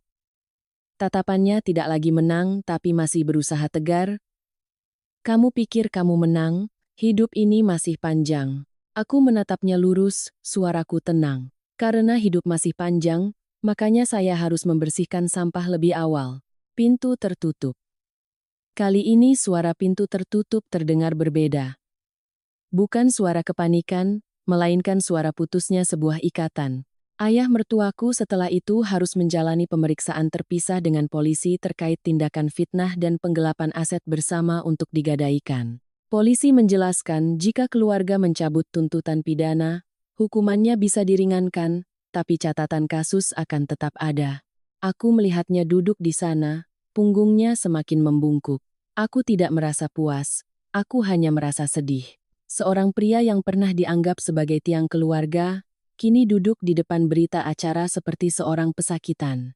Ibu mertuaku tidak lagi meraung-raung. Beliau hanya duduk diam menatap suaminya, air matanya mengalir tanpa suara. Beliau bergumam pada dirinya sendiri. "Aku menemanimu puluhan tahun," balasannya rasa malu ini. Pada saat itu, aku mengerti. Ada harga yang harus dibayar seseorang, bukan dengan uang, melainkan dengan hancurnya kepercayaan. Bagus mendekatiku, suaranya serak. "Aku minta maaf, sayang. Aku sudah membiarkan ayah mertuaku dihina." Aku menatap suamiku. Aku tidak lagi menyalahkannya, juga tidak menangis. Aku hanya berkata satu kalimat. "Maaf tidak bisa menghapus ingatan. Maaf hanyalah tiket masuk bagimu untuk memperbaiki kesalahan." Dia mengangguk. Matanya untuk pertama kalinya tidak menghindariku. Aku mengantar ayahku pulang. Aku sendiri yang menenteng tasnya, seolah sedang mengembalikan sesuatu yang seharusnya tidak pernah hilang darinya, rasa hormat. Ayahku berjalan pelan, langkahnya lebih berat dari biasanya. Sampai di gerbang, beliau menoleh padaku dan berkata pelan, "Sudahlah, nak, pulanglah, jaga keluargamu." Aku menatapnya, hatiku sesak. Tapi aku menjawab dengan jelas. Keluarga seharusnya menjadi tempat di mana kita dihormati, bukan tempat di mana kita menelan penghinaan. Sebelum benar-benar pergi, aku kembali dan berkata dengan jelas kepada keluarga suamiku, bukan dengan nada menantang, melainkan dengan nada orang yang sudah terlalu lelah menanggung beban. "Jika kalian ingin aku tetap di sini, ibu harus secara terbuka meminta maaf pada ayahku di depan kerabat. Ayah harus menulis surat pernyataan tidak akan berhubungan lagi dengan perempuan itu dan bertanggung jawab mengembalikan uang gadai. Bagus harus memisahkan keuangan dengan jelas dan melindungi aku dan anakku. Jika tidak bisa, aku akan membawa anakku pindah. Aku tidak mau berdebat satu hari pun lagi." Tidak ada yang menolak. Ayahku menggendong cucunya, memandangi bayi yang tidur pulas di lengannya. Beliau berkata pelan, suaranya tercekat, "Kakek memang orang miskin, tapi kakek bukan pencuri." Aku mendengarnya dan air mataku mengalir. Kalimat itu bukan untuk membuktikan pada siapapun, itu adalah bisikan hati seorang pria yang harga dirinya telah disentuh di titik terdalam. Di perjalanan pulang, aku menyadari satu hal yang sangat jelas. Ada hal-hal yang dianggap sangat berharga, seperti kalung 150 juta, seperti gengsi di depan kerabat. Tapi pada akhirnya, yang paling perlu dilindungi adalah harga diri orang yang melahirkan kita, dan cara kita mengangkat kepala di hadapan anak kita kelak. Aku berdiri di depan pintu rumah suamiku untuk terakhir kalinya hari itu. Menggendong anakku, hatiku tidak lagi gemetar. Aku berkata tidak keras, tapi cukup untuk didengar semua orang. Kalung 150 juta bisa digadaikan. Tapi harga diri ayah saya, tidak ada seorang pun yang boleh menukarnya dengan apapun. Dan sejak saat itu, aku tahu aku telah memilih jalanku. Bukan jalan yang mudah, tapi jalan yang bisa kulalui dengan kepala tegak.